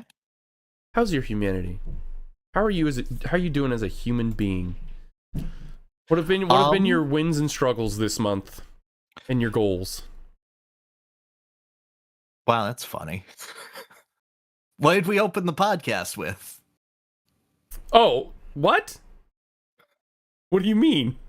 It's been hard. Life has been ups and downs, dude. Yeah. Oh, well, like, yeah. Yes. Obviously, a very large down I've had this month. The highest high of seeing my friends, of feeling more comfortable than I ever have in my own skin. And like, I think you've seen it. I had like a considerable difference in character between my first visit to Halifax and my second one. Oh yeah, for sure. As a person. Mm-hmm. And at the same time, it's just sort of a continual, let's pair that with the shit Sunday. I know. It was such a weird... Like, it weirdly, like, neutraled out the entire weekend. No, it's still very, very much a positive. It did not take that much away from me. Okay. And I don't think that he would want it to in any way, but it's more just like the combination of having such highs and lows. I feel like everyone sort of goes through this, but for me, it's always at the point of, if I am working very hard and I'm like, okay, you're doing too much, you need a break. Mm-hmm. The hardest thing for me is always letting myself have that break. Because not necessarily because like, oh, I think I can keep pushing forward or whatever, which I can, but it is because no matter how hard I try, I don't think that I have earned it. I don't think that I have done enough to feel good that I have stopped moving forward. Mm. And that's always the roughest part for me. And like, the friend in me, the gut instinct is to say, no, you deserve it. But I know that hearing that doesn't fucking matter. It, like, you could have like, I mean, like, internally it doesn't matter. It does matter in that it's good to have support from your friends, right? But like, when it's an internal struggle with yourself, you could have 10,000 people saying, take a break, you deserve it, you've earned it. It won't change how you feel about it. Right? Exactly. Yes. Like, even if they're all right, and even if your brain says they're probably right, there's a part of you that just can't just sit there and relax. I feel that too, man. I feel that too, big time. But like, on the other hand, you know, I'm still getting in good exercise every single day. There are good things happening. I have great friends like you. I've been able to talk with more friends, have more nights. I watched all of Monogatari with Zero and the rest of the Legit Weebs channel. Oh, nice. And that was a series of ups and downs as an anime. Oh. You would not get through the first episode. Holy shit. Me? No, probably not. No, it would be the worst thing for you to watch. This is the last thing I would recommend you. Okay, good. But like, I've had fun. I've been able to like enjoy people more, and as someone who hasn't, been able to do that, who's lived a very secluded life, like I've had times in my life where I was unable to speak, period, because I was so locked in. And this is all me sort of recreating that from scratch. This last month has sort of been a test in every direction for that. Yeah. And trying to fight through it. And, it's been fascinating to see, and it's been interesting getting through it. And I think I'm coming out the other side well. Yeah. And on top of that, like that Tenna video, that King K. Rool video, I love them both. Those are two of the things that I am the most proud of. I look at Tenna and I see like the culmination of what the Designing 4 formula has been. This is like, this and the Eggman video are the highest high that I can push my format. The K. Rool video is beyond that. That's a documentary. It is. That is like a testament to history. And like, there is always the thing of like, God, I worry for what's next after that. Because I can't go from like, here is the greatest thing. Anyway, you guys want to talk about the level design of Freeze Easy Peak? But you can.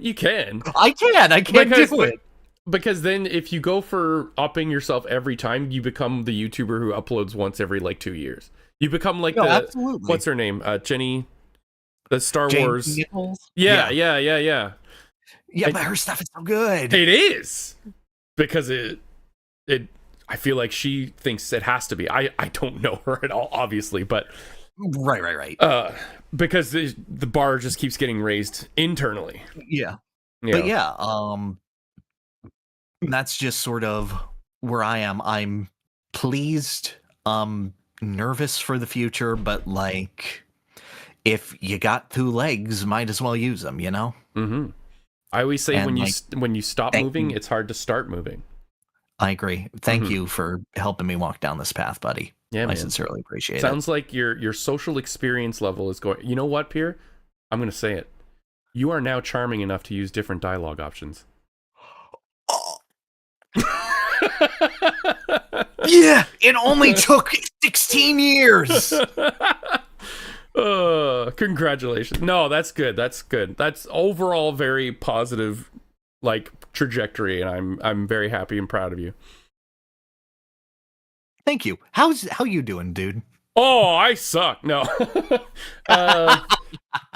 Honestly, like November and December for me are like the busiest times. Like, I don't even have the option to stop and not go. But for me, most of it is very exciting and it's good busy. Like I just posted like a refresh schedule in December, and that's just the Tarvould side of thing. The human side of thing, I have so much going on. There's lots going on with my family, which is all very good, except my stupid dog who keeps. Oh, that's right. He keeps eating shit. He keeps wanting to go. Not actual shit. That's like pica. That's like a disease. He does not eat shit. Oh, yeah. But he eats garbage. And chicken bones, and he just loves going to the emergency vet, and it's been so bad. Oh my god. So like I have to be much more diligent. So I'm just basically what I'm saying is like like as the life forms in my house grow older, they take up more of my time, so I have less free time, which means I very much value the free time I do have. So when I am spending my free time doing something, I really want it to be something that I'm passionate about, that I love doing. And can you believe I just said that? And I also said I played Persona 3 for 5 hours. Yes, dude. That was in the back of my mind the entire time. And you did what? I will say this. I like play it in bed on the portal, like after I have completely shut down everything else. I know, dude, but like I thought you would play like Metaphor at the very least. I can't play it on the portal. I can't. The latency's too bad. I can't hit the timed. I can't hit the timed stuff. I wanted to. I tried. Oh, Metaphor, not Clair Obscur. Oh, yeah. Sorry. Oh, Metaphor. Would I like Metaphor? I don't know if I'd like Metaphor. I don't know. But Anyway. I thought you would try it before Persona again. You know what it was? I ordered Dokapon Kingdom for Switch from VGP, and to get the free shipping, I needed to spend $19 more, and P3R was $19.99. Oh, that's right. No, you're right. Yeah, it was $19.99. So it wasn't like if Metaphor was in that basket or was at that price, I would be playing Metaphor and talking to you about that probably. That's literally the only reason why I bought it. And then it was sitting there. I was like, huh. Yeah, I'll pop it in. Other than that, yeah, trying to stay fit is very difficult. Hey, the older you get, the harder it is to keep weight off and shave it off. You basically have to work twice as hard for 50% of the results. It's brutal. But I'm trying my damnedest to look, or to not to look, to be healthy. And I feel healthy, like in a flexibility, like energy wise, I feel good, but I would like to be a little more fit. Sometimes I do feel like, wow, did you really just get winded like chasing this dog for 2 minutes? I would like to not feel that anymore. So yeah, I always say like physical health should be first. Like mental health is very important, but physical health improves your mental health so much. If you're feeling fit, if you're feeling in good shape, if you're taking care of your body, you're putting into it good food and like vitamins and not dumping crap into it, everything else just seems a little easier and a little better. So that's like my big goal. Shaming me for downing my windy spicy chicken 5 minutes before the podcast. Did it make you feel better? Did it make you feel worse? I feel better. I got food in my tummy. There, that's it. That's all that matters. All right, awesome. So that's a big goal, which is it's also very difficult to do in December. There's so much happening that's like, it's easy to just grab the crappy food and also just completely pig out. As far as like YouTube stuff is concerned, I've got the big finale coming up very soon. That's going to be right. Yeah, not my K Rule, but possibly my Tenna. K Rule will be the ultimate universal 9-season run. Yes, but, the ultimate showdown of Ultimate Destiny. Yeah, this is like once in a year, not even once in a year, once in like a 14 months. So I'm really going all out to make sure this is as epic and as special as it can be. So stay tuned for that. It should be here this month, barring any changes. Right now we have a recording date set, but those can always change because you're dealing with 4 people's schedule. Yep. And I'm doing a couple collabs right smack dab in the middle of the month, and the Game Awards. Oh, the Game Awards is gonna be so fun. It's gonna be trash. It's trash that makes me feel better, like that Wendy's chicken sandwich. Yeah, dude, I'm so happy that like so many of the Game of the Year nominees are indie. Yeah, that's kind of a big win all in itself. Mm-hmm. Yeah, I'm just glad Donkey Kong was nominated for Game of the Year so we can hear the orchestra play it. That is the exact same reason. There's no shot that anything but Clair Obscur wins. But absolutely not. Yeah. At most, something might win a hyper-specific category over it that it's also in, but I couldn't tell you what that would be. I can't either. Like, there's no shot it loses like performance or anything. No, and like half of the VA nominations are all from Clair Obscur, right? Yep, exactly. Yeah, it's gonna sweep. It honestly, the awards are going to be boring because it's just going to be a clean sweep. Oh, absolutely. So DK will win Family Game, and Clair Obscur will win everything else. This might be me setting my expectations too high, but I don't care. I kind of believe, and I will pop the fuck off, that Final Fantasy VII Part 3 is going to be shown at the Game Awards. Because that is when all eyes are on video games. Yeah, I can see that. All eyes. Nothing substantial. I think it'll be like a little tease. Less than a minute, maybe even 30 seconds. Like the first tease for Rebirth was just Cloud and Sephiroth walking through Nibelheim talking. I expect something of that nature.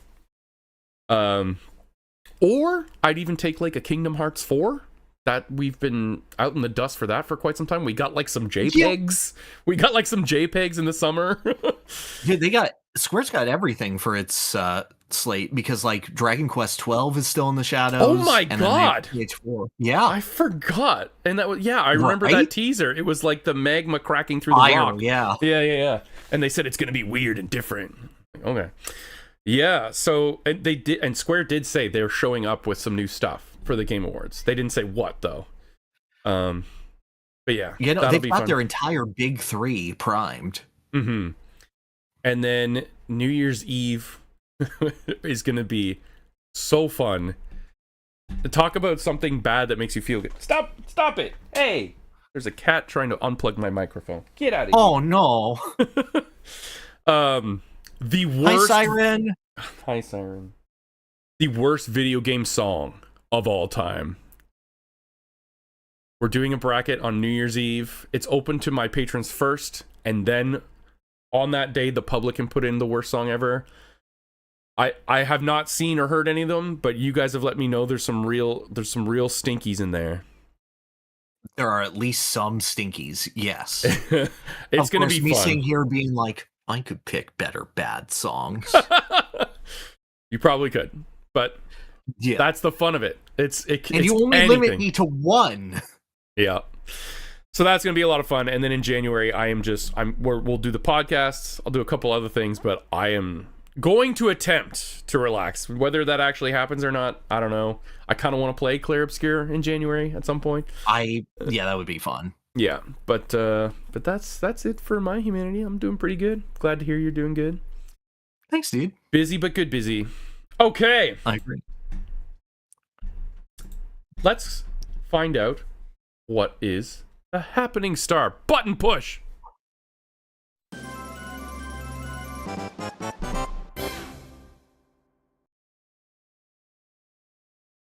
Welcome to the Happening Star, where we like to find one good piece of news, kind of gaming, maybe not always.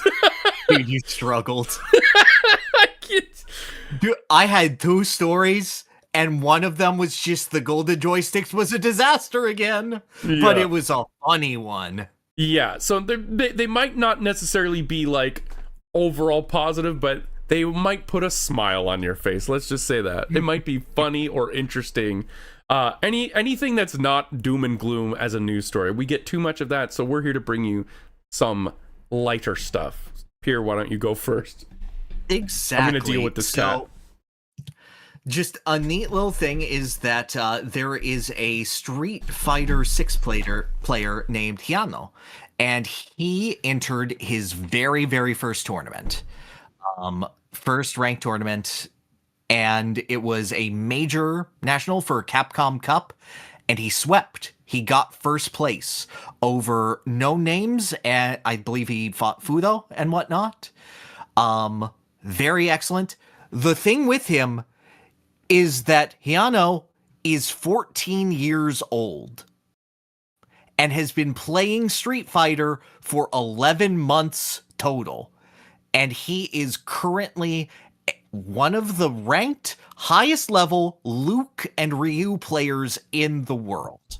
And I think that is super cool. I think that is super fascinating to see that, like, at any age, at any level of understanding, you can become competitive and strong at a video game and learn what you need. It's like, it's not even a level of a prodigy. It's just like, if you apply yourself to a certain level, you can reach that level. I remember in the days of Marvel 3, there was like this 9-year-old who came in with his Hulk, and his dad just drove him to the tournament, and he won Evo matches. That is pretty awesome. I remember I got my shit rocked by like an 8-year-old with both of his parents at a Street Fighter 4 tournament, and the look of glee, not on the kid's face, the kid was stone cold, but on the parents' face, with like, oh, you beat his ass. It's great. No, it's perfect. It's such a good feeling, and like, you can't not root for the child every time. Yeah. It's just so cool and just so generational, especially in a field like fighting games, which, is so focused on history and legacy. And, we're still talking about Justin Wong at every opportunity that we can. To make fun of those parries and whatnot, as something so entrenched within itself. Seeing this entry level breakthrough at any level, and especially a high level, is awesome to see. It's like motivating that, this culture and video games as a whole aren't going to die out with the first generation that dies out of video games. It's going to continue on. Video games are going to continue being accessible and fun, and the reasons that we love them are going to be applied to future generations. I think that's sick as hell. I think the FGC is like one of the best communities like in gaming, if not the best. Like, sure, there's like toxicity, but like it's better now. I think it's the most interesting as an outsider looking in, like the culture of it all, like the pop-offs, the feuds, the rivalries. It's like like wrestling. From a presentational standpoint, yes. Yeah. Don't look at the sexual history. Oh no. Okay, I won't. Should I bring up my story now?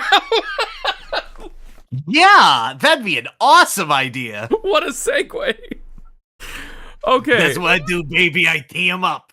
Okay, so I found this piece on NBC News. It has nothing to do with gaming, but it made me laugh a lot, okay?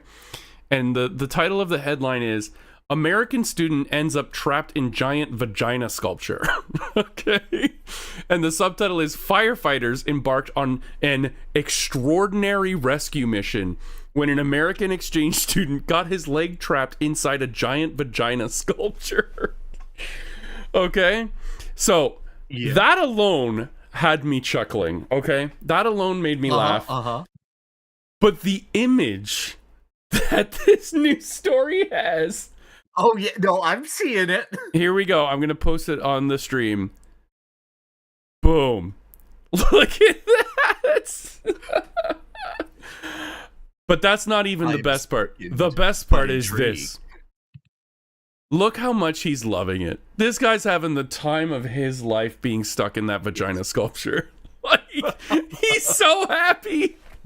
Oh my god! I wonder if that when they were like taking the news story picture, they were like, "All right, we're about to take the picture." So he looked up and went, "Oh." He's like, "Okay, I can compete with Pog. Hold my beer. Hang on." Yeah, let me just rock a Pog real quick. Yeah. Anyway, I hope that brightened your day. That certainly brightened my day. I thought that was so freaking funny. I'll try to get the get color of my face from laughter. So you know what? I think it's a good one. Right, like that, and that's what I'm trying to go for here. It doesn't necessarily have to be gaming. I'm just trying to make things a little funnier and more fun. Okay. Well, we've delayed this for 2 hours. Not really delayed, but we're gonna get talking about the main event. I'm talking about the main event. All right. Yeah, no, I've been waiting for it. All right, here we go. Let's move on to a section we call GOTM.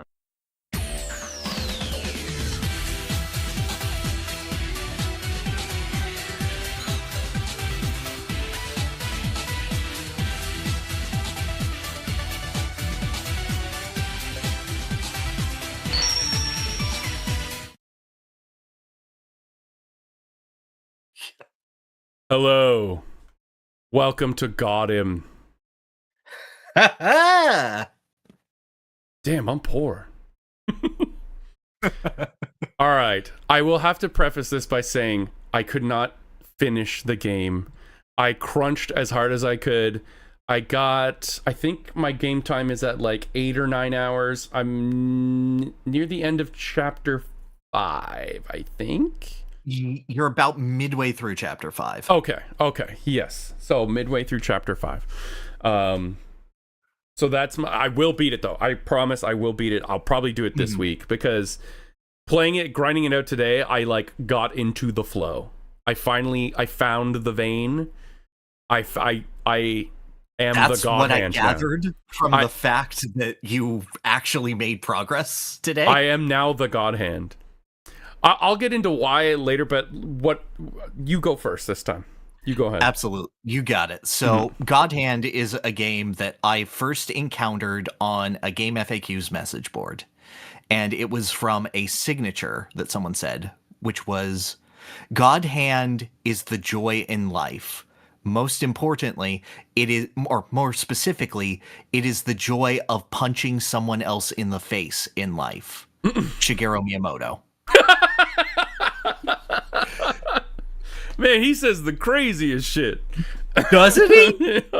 And like that was Miyamoto. so close to an actual Miyamoto quote that as a child, I was glad to believe it. Oh, that's good. So that was my first impression of the video game, and from there I saw the old Something Awful Let's Play by Kung Fu Jesus, and that was how I was introduced to God Hand, with the words, "It is hard, it is fair, it is funny, it will kick your ass." And then I eventually got to playing it, and yeah, this has been my first revisit of God Hand since 2010, and it is such a brilliant game because from the outside looking in, it looks like every cheap PS2 game ever made. It is a 3D beat 'em up in the purest sense of the term with dog water graphics. It is an ugly, ugly game. Generally hammy and to a point terrible voice acting, and it is silly and stupid, and I adore it because it leans into that. Everything that the game does is in service to making bodies go flying like ragdolls. Every single encounter in this game is real. Every enemy that goes in front of you can hit you and interrupt your combo and combo you back and ruin your run, no matter how weak or how strong they are or how good or how poorly you're doing. At every moment in this game, you are not safe. You are weak and vulnerable, and whiffing one attack could mean that you have to restart the level. Yeah. But when you're going, when you're flying bodies around, when you beat up people and have to spank a woman by rapidly pressing the button because it's optimal damage, not for any weird reason, shut up. And the iframes. Optimal damage. And the iframes. And it gives you iframes. Yeah. You don't have to deal with the enemies while you're doing it. I figured this out today. I was like, oh, spanking is optimal. I was like, no, why would I focus on one? It's just a different version of pummel, and pummel is optimal. Stomp is not optimal. Stomp is Stomp risk. sucks. Yeah. No, Stomp works. Stomp works if it's the last guy. It works if you air combo them and drop them. And just everything in God Hand is this beautiful flow state that you completely control yourself. You get to add on to every single button press. You get to determine what that button press does out of your entire moveset, to the point where you get to figure out your optimal mashing combo and figure out how to do that, what moves have a good interrupt window. It is a brilliant, brilliant game. Despite its general ugliness and tone and vibe, is a game of its era. I really enjoy it in general. Those were my thoughts going into it, and upon replaying it, I had those exact same thoughts and feelings. This game is awesome. I will say the biggest barrier for entry to someone playing it now, you can't really tell by the footage playing next to me here, for anyone, watching the video, but the thing is, it's tank controls, okay? The left stick does not necessarily move Gene, who you play as, like you would in like a 3D platformer. It's you move forward and you can turn him left or right. And yes, he controls like a car. He controls like Leon from Resident Evil 4, which the similarities don't stop there, trust me. But, yes. There is thankfully a quick 180 button, which I found very useful a lot of the time. But that for me, I found, okay, so I liked this game starting it. Then I started to get really, really annoyed because like you said, I kept saying like, this is not fair. This is not fair. Because you can really only focus on one person, or so I thought. Well, I mean, there's like a soft lock-on, right? There is like a lock-on system, but you can't really control it. Gene will just like go to like the nearest person, or the nearest person in front of him, I should say. Yes. So that took some like getting used to, because it does feel kind of jank. Like if you're trying to target one person in a crowd, you need to reposition yourself in order to do that, or just run away and try and like kite them in a way so that the one person you want to focus is like on the outside, and then you engage. So what I was trying to do, I was just trying to like, well, my brain was like, okay, kill one person, because that's one less person hitting you back. So I would just try to focus one person, but I would get two like tunnel vision on them, and then the other two people would just beat my ass. It's a dance. Like every encounter is a dance, and you need to be hyper aware of what animations everyone is currently in. Are they blocking? Are they winding up an attack? Are they like just taunting you and that's funny, haha? And I didn't get it at first, and I was getting very frustrated. I thought it was just a very unfair beat 'em up, or like I equated it to a fighting game where another fighting game character can just come in from the background and just punch you in the head. And then they stay there. Like they just have a permanent assist of another person just coming in from the side. Because when you first start, it's just like, it's almost like Tales of Symphonia, where you're like locked in on a lane essentially with someone. And it's basically like a fighting game, or like, I don't know, maybe like a Shenmue fight. I liken it to like Punch Out. Yeah, I can totally see that. But your right stick lets you dodge back, lets you dodge left and right. And I only just found out today, the up one is like a shimmy, shimmy, shimmy. Yeah. Yeah, you like juke out anything, and they all give you pretty generous iframes. So when I figured that out, then I kind of like unlocked the flow. But another thing I didn't quite understand at first was, like you said, the custom controls. So you can set square and just mashing square to be like anything you want, up to like 5 or 6, and in fact you can unlock longer slots to make it more. Yes. I didn't even understand that. I was like, what does that even mean? I just pick every part of the combo. What punch, kick? What is the difference? I didn't like really understand. Like some are break armor, some sweep, some launch. Some have like a really obnoxious charge window, like that drop kick.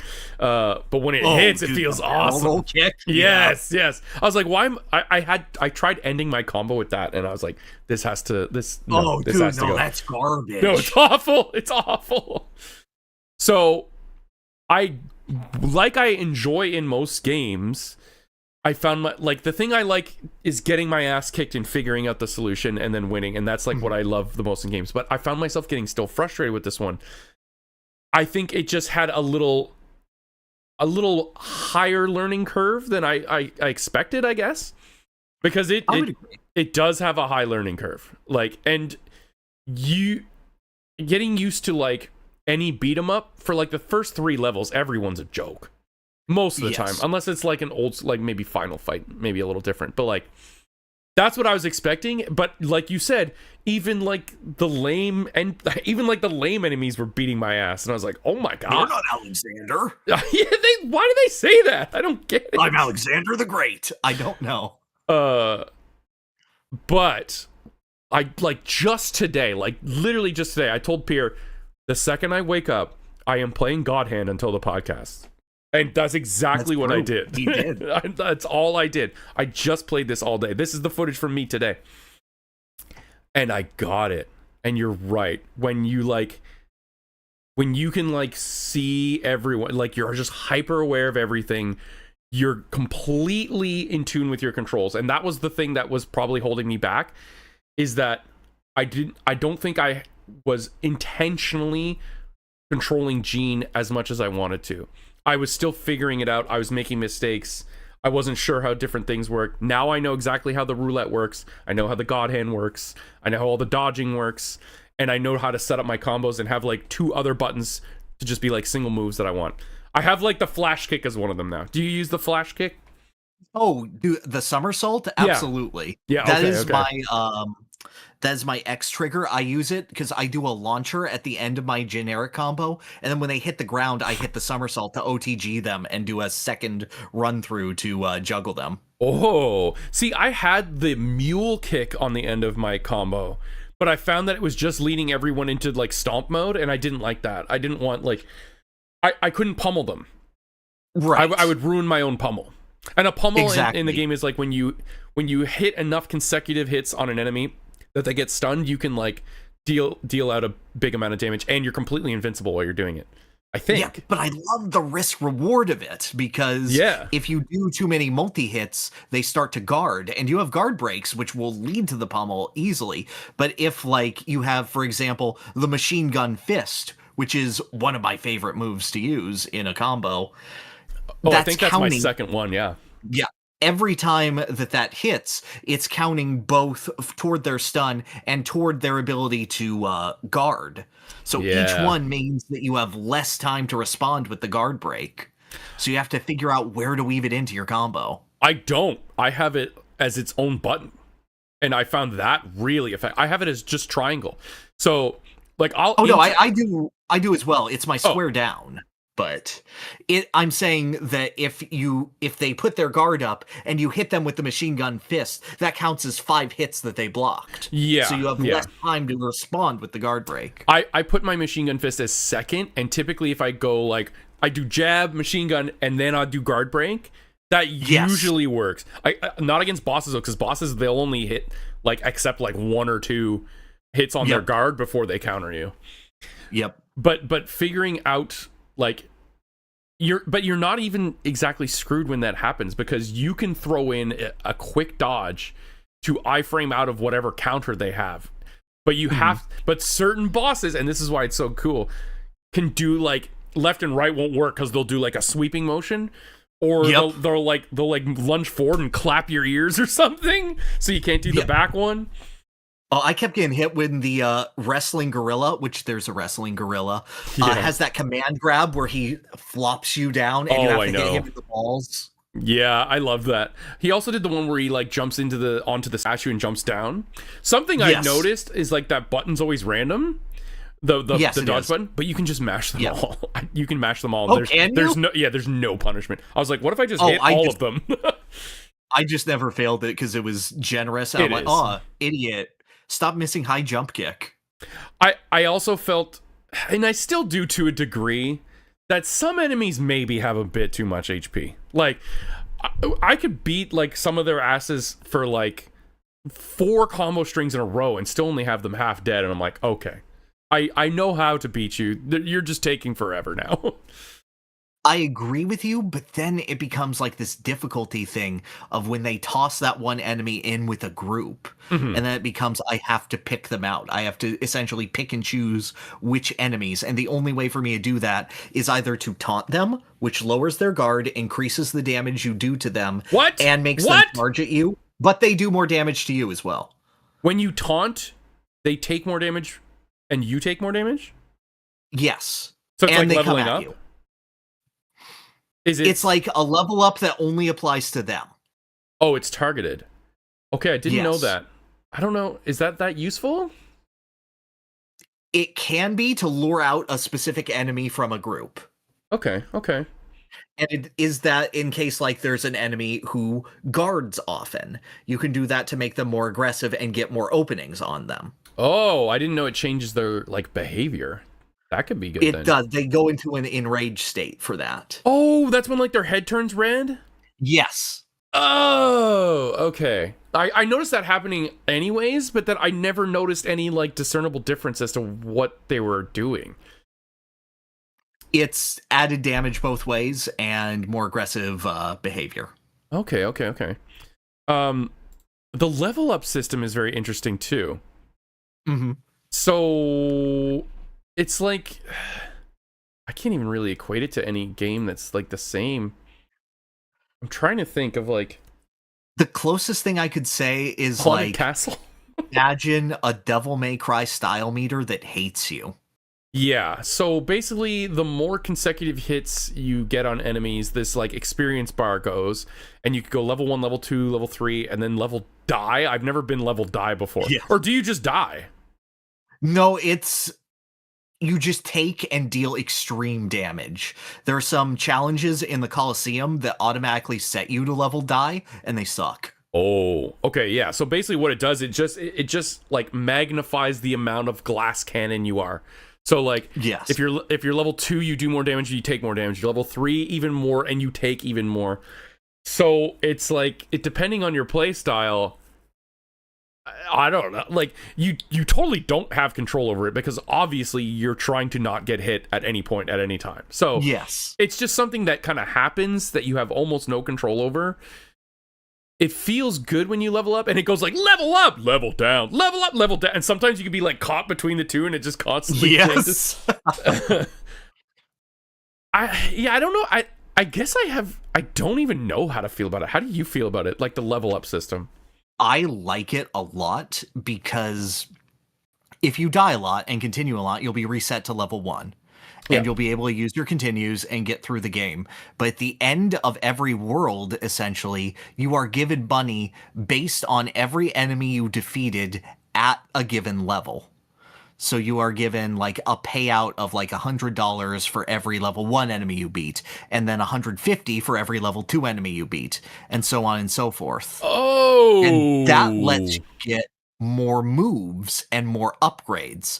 So you are now more capable of handling everything in front of you with a more optimal combo route. You are allowed to explore the game more the better at it you are, or the better you are at Chihuahua races. I didn't even know that. Because to me, there was no benefit to it at all. It just kind of happened. But you're saying the higher level you are, the more money you get for beating enemies while you're at that level.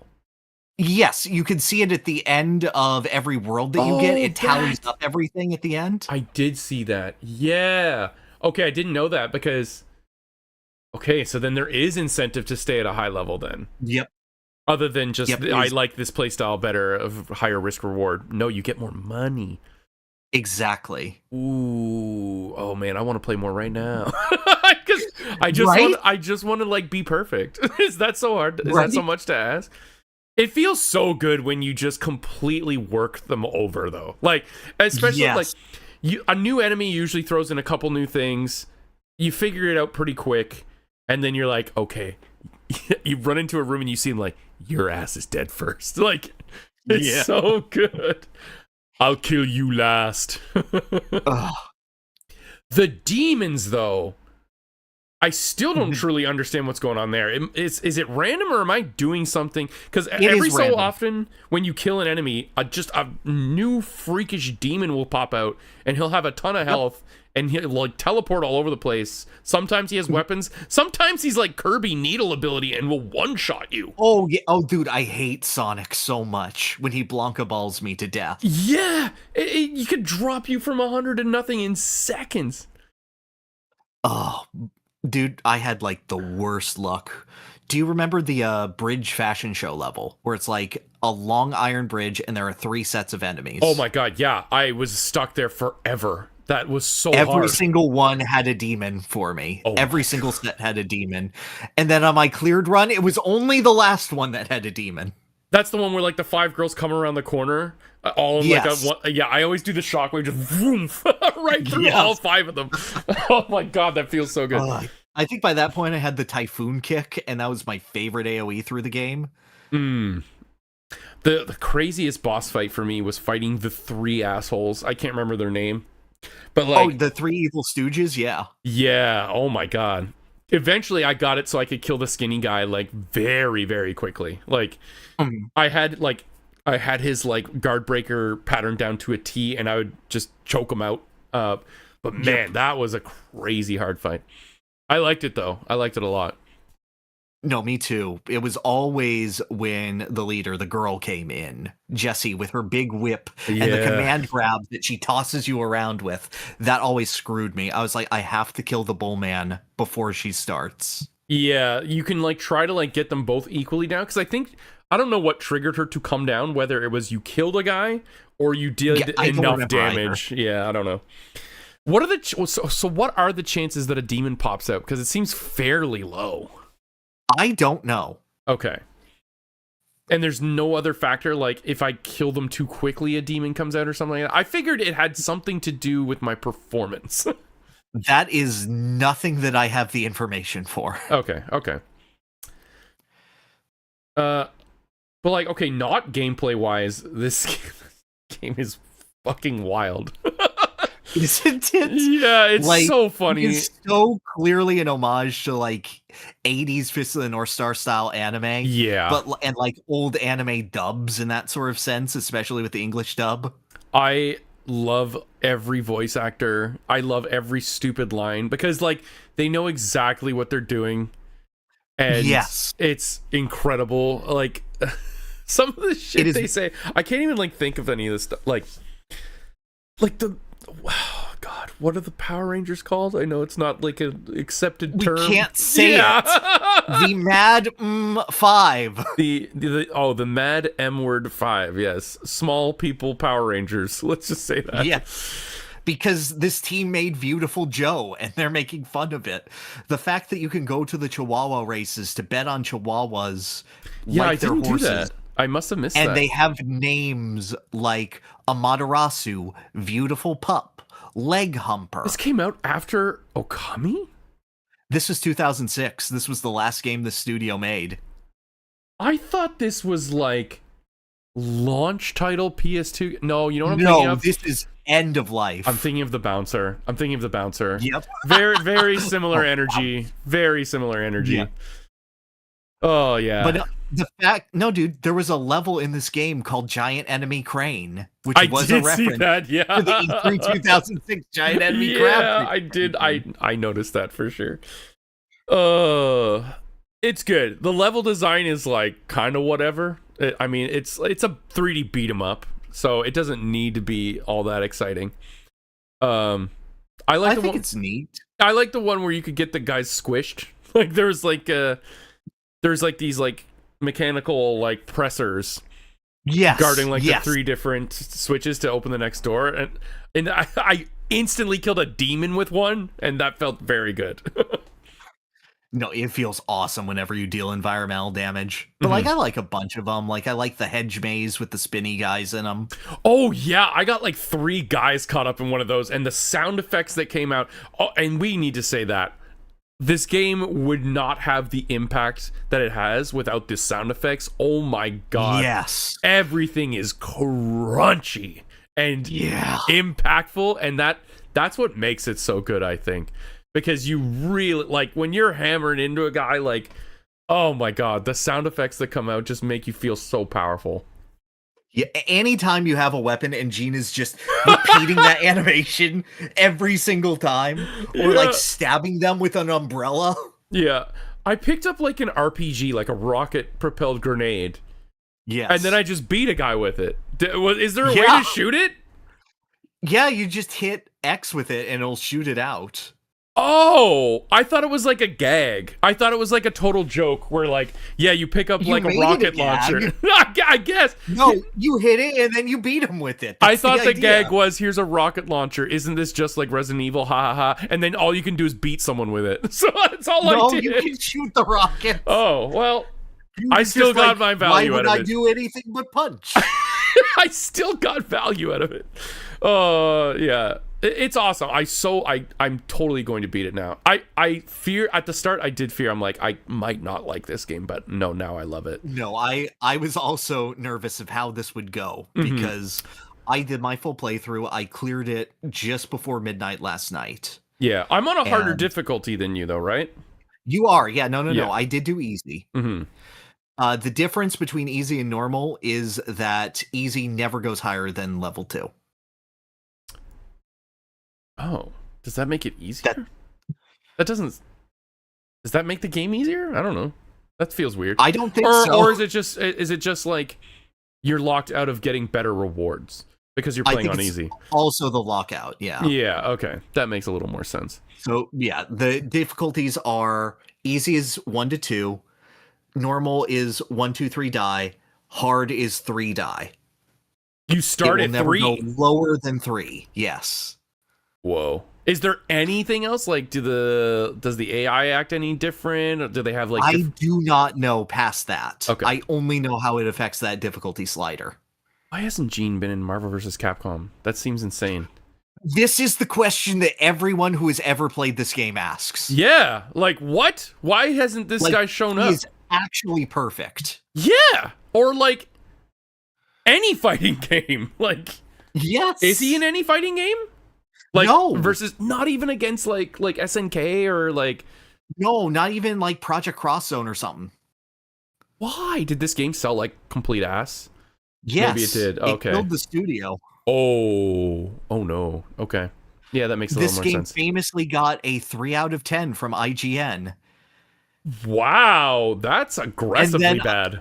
Yes, and then when people complained, the IGN offices went, actually, this isn't just indicative of this one reviewer. We passed it around the entire office. Everyone hates it. No one had fun. Well, to be fair, I did say my first impression was I did not have fun, but yes. So I guess they just never took it past that, which is unfortunate. No, exactly. Wow. See, the tank controls thing too. Now that you're saying it's near the end of the PS2 lifespan, I can see that being even a bigger point of friction for people. Oh, definitely. Yeah. No, it is a weird ass game. Yeah, the controls definitely take some use. Or go ahead. Years later, a games journalist sat down with Shinji Mikami, the games director, and they just played God Hand together. And the entire time, Mikami was playing it and just killing everyone in it. He was doing excellent. He kept going, what do you fucking mean that this is a 3 out of 10? What were you talking about? I designed this purposefully, those dumbasses. Amazing. And it was just that conversation the whole time. 3 out of 10 skill issue. Yes. Yeah. Yeah, I wanna beat it. And then next podcast we can talk very briefly about the ending, because I'm sure with the trajectory of this game, the ending's gonna be friggin' insane. Like it has to be. It's so fun. How far out am I? Like, how many chapters are there? 8, but 5 and 6 are significantly longer than 7 and 8. Okay. So 7 or 8 are just like final boss fights. Ish. Assume that like if chapter 6 has 8 levels, chapter 7 has 4. Okay. Yeah. Yeah, I will beat it. I'll probably play it tonight, I'm not gonna lie. I'm just talking about it and watching the footage is like, I want to get back in there. I got up to the third Elvis fight. And first of all, fuck. Oh, I don't think I've seen the third one. I think I'm just about at the third one. Yes. Because he just left the table. Like, they're like, don't lose to him as a demon, Elvis, you fat sack of shit. I'm 100 times more powerful in demon form. Yeah, I think that's like the next thing I'm doing. Yes, and I was like, I can stop here. That's fine. That's more than half of the game. Everyone knows the third Elvis fight. It's the one that got memed on when this game first had notoriety. And then I went, actually, no, I want to play this game more. Hang on. The thing is, you get into the flow, and then you understand the game the most. So the last thing you want to do is break it, and that's why I don't want to wait like a few days to play it again, because I feel like I'm so in the headspace of understanding what all the enemies do and what I'm capable of that I just want to keep tearing ass. I just want to keep going. What's been your favorite song so far? Because I love this game soundtrack. Oh, man. I actually did like the circus levels theme, honestly. Which is weird because I usually hate clown music, but it's not clown music. It's quite good. It's very doo-woppy. Yeah. I also just like the main one, like when you go into God Hand mode and the one from the first level. Yes. Yeah, I'll have to listen to it outside of the game because again, it's kind of drowned in punch sounds. Oh, definitely. So I'll have to listen to the soundtrack on YouTube or something afterwards. But it's time great. It is great. Who composed it? I smile every time I listen to Elvis's theme. I smile. Oh yeah. Smoke and roll going, oh, meow, oh, meow, meow. That is good. Hang on, God Hand Composer. A 50-50 split. I think it's the guy I'm thinking of. Yes, it is Masafumi Takeda. What else have they done? The No More Heroes series and Danganronpa as well. Oh, okay, all right. So I probably wouldn't be all that familiar with it, but I love God Hand. Killer 7, a few tracks for Kid Icarus Uprising. Oh, interesting. Okay. Yeah. No, he's fairly prolific. Yeah, so that was a pretty solid suggestion. I will continue it, and I will not make this like a thing. I will attempt to beat the games we sign up for the GOTM. Yes, it's just November was just insane, as we've talked about. Oh, please, I adore this game, and I just beat it last night. Yeah, so, literally, both of us were like, okay, we're crunching this game out this weekend. All right, let's do it. Yep. Oh, that was the other thing that really frustrated me was the challenges I felt were way too hard. Oh my god. You up for my challenge? I was not. I was up for the first one, and even the first one took me like an hour of just pure stubborn spite. But the second one, I was just like, this, like, because there's like a big fat guy and 2 whip like ladies. Yep. So you focus anyone, and the other 2 can get you no matter what. Exactly. You have to launch them, otherwise there's no shot. Yeah, it was just it did not do. I did not do well at it. I did not figure it out, and eventually I just had to walk away. I don't even know what the prize was. Probably like a technique, I would assume. It's a lot of money. It's usually like 15,000. Oh, I don't care about losing money. I can always get money. Yeah. I was afraid I would like lose out on like unique either like techniques or roulettes or anything like that. No, if you miss out on one, they will appear in the shop, just usually for a lot of money. Oh, okay. Like I know in Elvis's first boss, if you break his chair, you can get the Yes Man Kablam, which is the only move in the game that adds heat to your TP gauge. Oh, what is the like sometimes Gene will turn like yellow or red or orange. I'm not sure what's happening there. I feel like it's auto guard break. No, it's if you get a card specifically, then he'll go into a heat mode, which is like God Hand mode, where it removes all of his in-between frames, but you can still take damage. Okay, I thought it was that they, like, all my hits seemed to be breaking guard because it made, like, the guard break sound, and they couldn't guard against it. Yes, it's like God Hand. Okay. It's like a purely offensive version of the God Hand, as opposed to, and you get invincibility. Okay, that was another reason I got rid of Mule Kick, because when I God-handed, I would do the combo and then just Mule Kick them, and then I just whiff. Yep. Then I whiff everything else. Oh yeah, and I don't want to waste my God Hand stomping. Stomping feels so bad. Exactly. You do more damage in a pummel or stomp while you're in God Hand, though. So. Yeah, I figured. I always try to like end it right before the God Hand runs out, so that it like kind of extends the animation a little bit. What I always do is I try to get them to the stun at the very end, and then I Yes Man Kablam them, which restores some of the TP back, and then I pummel them. Ooh, okay. Okay. Yeah. So, did you have anything else you want to say about God Hand? Nah, I started this with, I think this is one of my favorite games. I ended this with, this is one of my favorite games. It's very good. I love this game. Definitely putting it above Shinobi. Oh, yeah. No question. No question. Dude, before this morning, I was scared I would have to argue it. No, yeah, I just needed to skill. I just needed to skill up. Exactly. Yeah. Skill issue. Yeah. But yeah, it's good 10 hours in. And by that I mean, 10% in. No, it's good immediately. You just have to hit buttons and be good. Yeah, but you have to know what they do. It does like kind of attempt to give you a sort of tutorial, but it doesn't really explain the nitty-gritty details that you kind of need to know, but yeah. Still good. Very good game. All right. Let's go back to this. Huh. Okay. Let's play a game. Let's play a game. All right. We've been very busy this month. We have been very busy this month. The theme of this podcast. So we kind of slapped this game together at the last second. It was Pyrr's idea. I liked it. Yeah. So last time we did the Survivor tribes, who would win in a game of Survivor, and we picked video game characters. That was very fun. Mm-hmm. It was. This time we're gonna let you guys vote, not in chat, by the way, in comments on the video comments. Please do. We're gonna pick 3 of our favorite video game memorabilia items and show them to you right here on screen.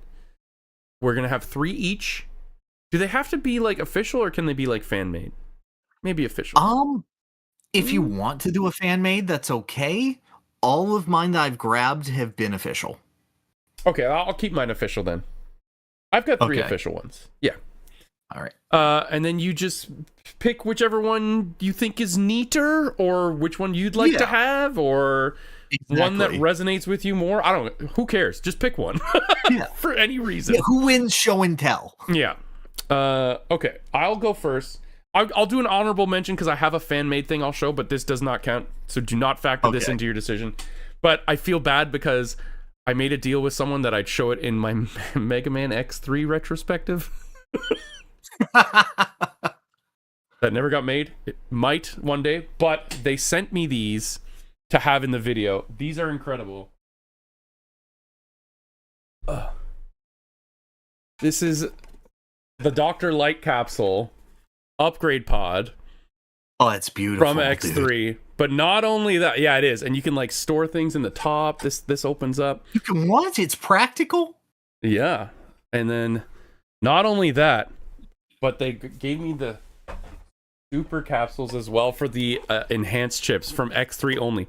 Only in X3 are these pink capsules here for the extra chips, which are an annoying game mechanic, but this is so cool. But anyways, that's just 3D printed from like a hobbyist. So okay, my first one, since Metroid Prime 4 came out, this one is very special to me. This is the Metroid Prime Trilogy Steel Box Edition, signed by Jennifer Hale herself, that says, Tarvould, see you next mission. Ooh. Oh, that's cool. She came to Halcon last year. Complete in box. Not really a memorabilia, but I think with the signature, it's considered memorabilia now. No. I would agree. I agree. That's really fun. All right, so I have, this is just a cool one because it was when Live Alive was being re-released, and they had a very limited print of this one. This is complete in box, a build your own set of the Steel Titan. This is all of the pieces of the Budaki Dial done in Gun Plus style. Did you make it? No, I've been far too afraid to do so. No! And I would want to ask at some point if you would like to make Gunpla together so that we can craft these. One of my X figures is Gunpla. I've done it exactly once. Oh, that's great. I've done it exactly once. It was a very long process, and I had my mom help me. But, like, I want to have this soothing process with you. I want to make something else first, but nothing else has ever gotten my heart in this way, so. If you see a Gunpla that would excite me, send me the link. Okay. Yeah. No guarantees, but I'm open to it. I'm open to it. But I love this because this is the original SNES Live Alive art that wasn't released before this point. That's awesome. That's really cool. No, I love this one. It would be cooler if it was made, though, right, Chad? Yeah. I mean, that's true. Okay. This one isn't memorabilia either, but it is a very well, it is. It is and it isn't. It's a prized possession. I've always have it on display way at the back of my room. It is a complete in box, completely functional, like pristine condition SNES Super Scope. Okay. From Super Smash Brothers. Look how much dust is on this box. This is the full complete in-box experience. Look at this. Oh. Oh God. Oh dude, don't joke on that. It still works. I have a bunch of Super Scope games like Battle Clash, Yoshi Safari, the second Battle Clash. Nice. It only works on a CRT though. It can't actually function on Oh, uh-oh. Did I mute my headset? I hit a button when I did I this. hope not. No, I can still hear you. I'll I can talk. still hear you. Okay, great. But yeah, it is clean. The sensor's over there somewhere. But yeah. Isn't there like a story for how you got it or something? I've in chat asking for that. Oh, right. I think like my old roommate just found it on the street. I think. Or like no, maybe he traded. Oh man, I'm gonna have to ask him. It was we definitely acquired it through my old roommate. Geez, I can't remember. I'll have to ask him, and if I remember, I'll put it in the comments. But that's right. My second item. Awesome. So mine was alluded to earlier. When I was going to Halifax, there was exactly one store in the vendor's hall that was selling video games. And I was looking around, and I got some neat stuff from it. I got complete inbox and sealed Donkey Konga, which was very cool. That'll be a nice display piece. But I noticed that there was this little placard over here, and it was just this, and it's just a little placard that says Enter the Jungle, November 21st. And I went, oh, how much is the little Donkey Kong placard? And they went, oh no, that isn't a placard, that's a VHS. And I went, what's a VHS, Grandpa? It's what you put in the VCR, not the VHS player. This is a full tape and copy of Donkey Kong Country Exposed, the original his OnlyFans 1994 videotape advertising Donkey Kong Country. That's pretty cool. It is. So is this like what they sent to like TV channels to air ads? Is it the? Did you watch it? I believe it was a Nintendo Power opt-in, wherein had to sell. You had to mail Nintendo Power and pay them for the VHS to be advertised. Pay them? Pay Nintendo? So. I believe so. And that would get you a sneak peek at the hot new Donkey Kong Country coming out in 94. Obviously, sweet. Pretty limited run. I've never been able to see it in person. And I'm so glad to have it, dude. That is epic. That's such a great. Because it's right on my Donkey Kong shelf in the back, right next to the Player's Guide, and then Grant Kirkhope's Donkey Kong 64 album. How much did they charge you for that? It was like 40 Canadian. Oh, that's like $5. I know.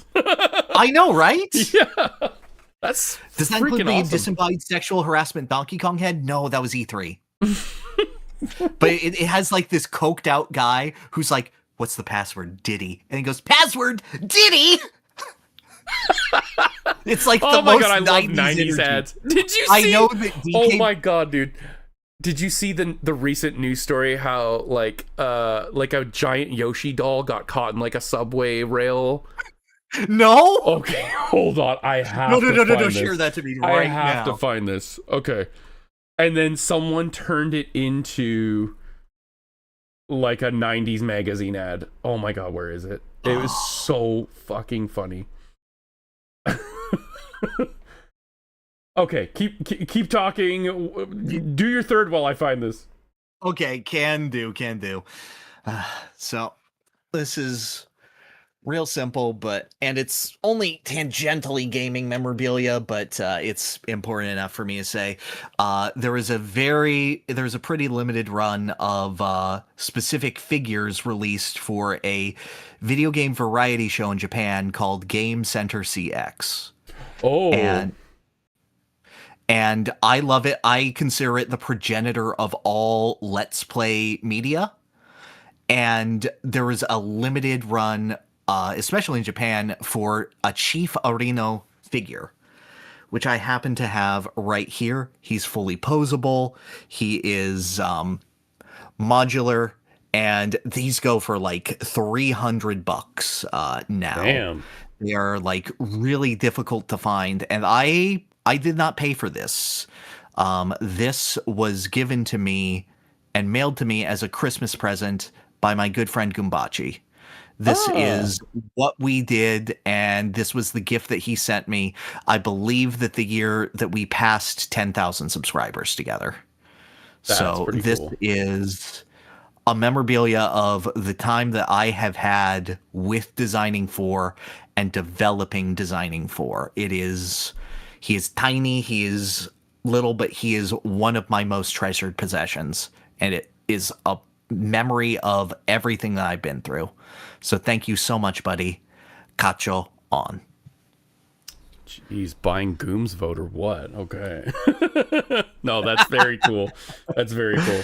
All right, I'm gonna post this link in chat so that not only you can see it, but everybody else can, and I'll put it in the comments for anyone listening later. It's the Yoshi, and then here is the '90s ad version. Oh no, where'd it go? Oh, what have I done? Yoshi, no! There's the second one. Totally out of control. I'll actually try to put it on the stream screen here. Oh, that's perfect. Oh, that's so good, dude. Yeah. I lost it. All right, here. I'm blowing it up on the stream. So yeah, so they had to recover like a Yoshi doll from like a railway, and then someone turned it into this 90s ad. Devour your way through more than 20 juicy levels. Yoshi's story. God, that's good stuff. Okay, that was a pretty good one. All right, this one is very sentimental to me too. We both saved our sentimental ones to the last second. I think that's the only right way to do it. I think my mother ordered this from Nintendo Power or something. She had to order it in some special way. It wasn't like from a store. It is tattered because I literally wore this on my head for like my entire childhood. And it is an official Nintendo 64 ball cap. Okay. Oh, it is dude. worn down. I save it. I keep it as pristine as it could possibly be. Mm-hmm. Still kind of fits. Oh, he looks like a little lad now. I'm little Tarvould. Yeah, so it's an officially branded Nintendo 64 hat. Probably with a lot of infant Tarvould DNA in there because, yeah, I wore this everywhere. I was that kid. Oh, that's how we clone you. Okay. Yeah, pretty much. So Got it. That's it. Which group of 3 items do you find? Do you want to vote for? That's any criteria you want. Literally any criteria you want. Yeah. Screw it. It doesn't matter. We'll have a more interesting game next time. Maybe this was just a low-key flex. Dude, it feels good. Because, like, when you get things, you want people to look at them and go, what's that? It's true. And tell little stories about it. I really like that. Yeah, I like that too. I liked hearing about the little figure you got there. What was his name again? This is Chief Arino. Chief Arino, okay. From Game Center That CX. sounds like a type of, like, pasta. Chief Arino? Oh, Chief Arino!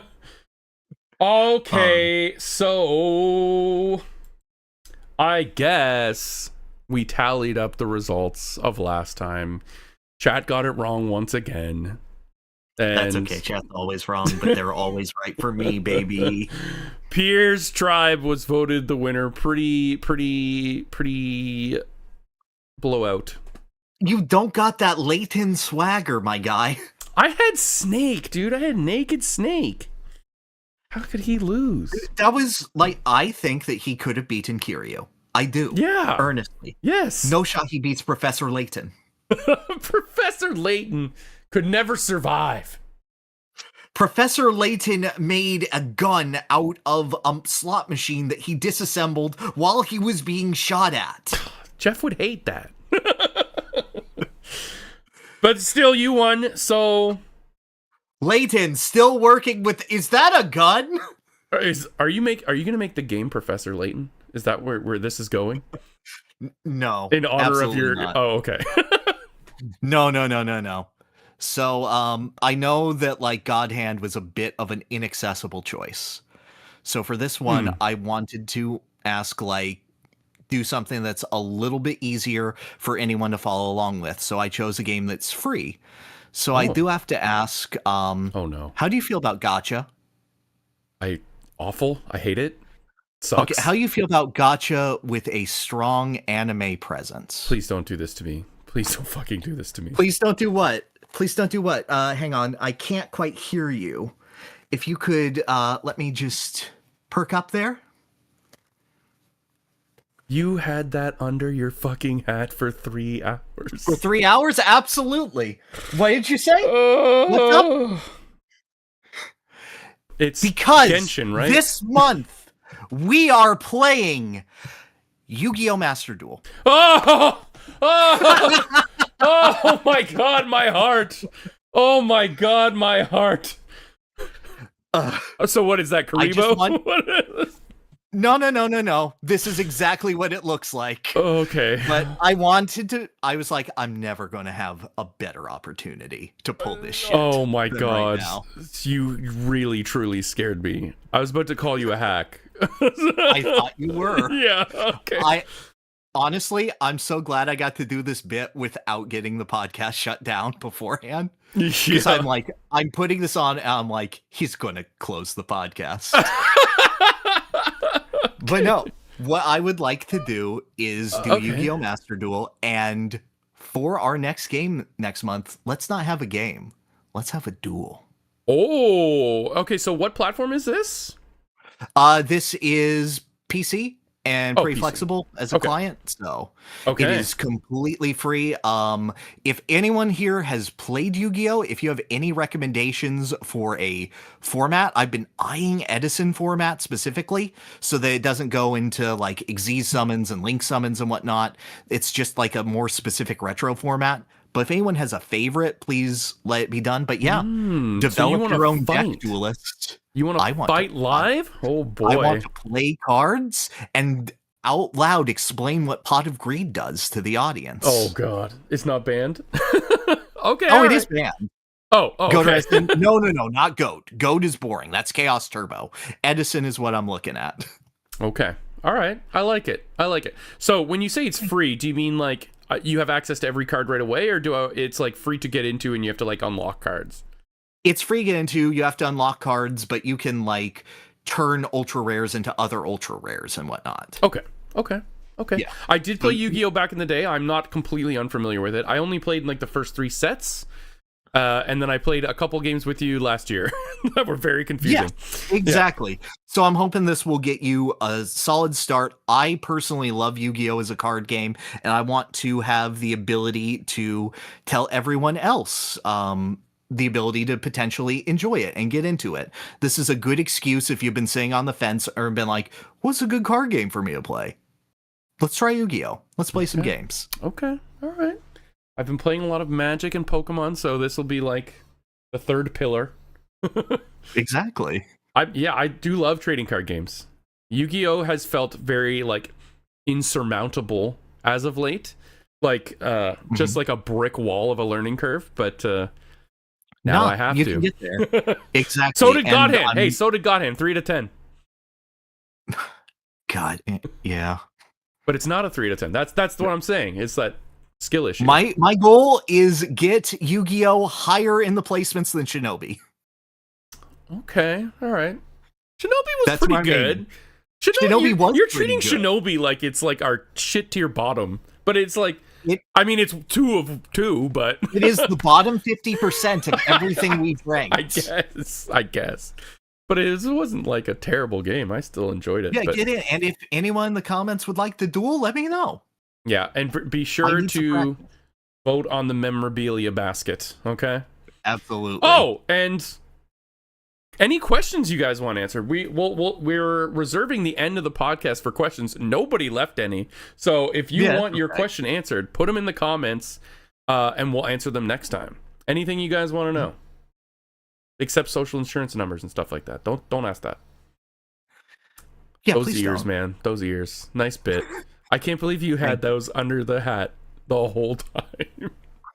Thank you. Oh my god. It was very uncomfortable. That's why I was like tilted the whole You were pouring your soul out over our friend Duke with those ears under your hat. You know what? Well, when you put it like that, he would have loved that too.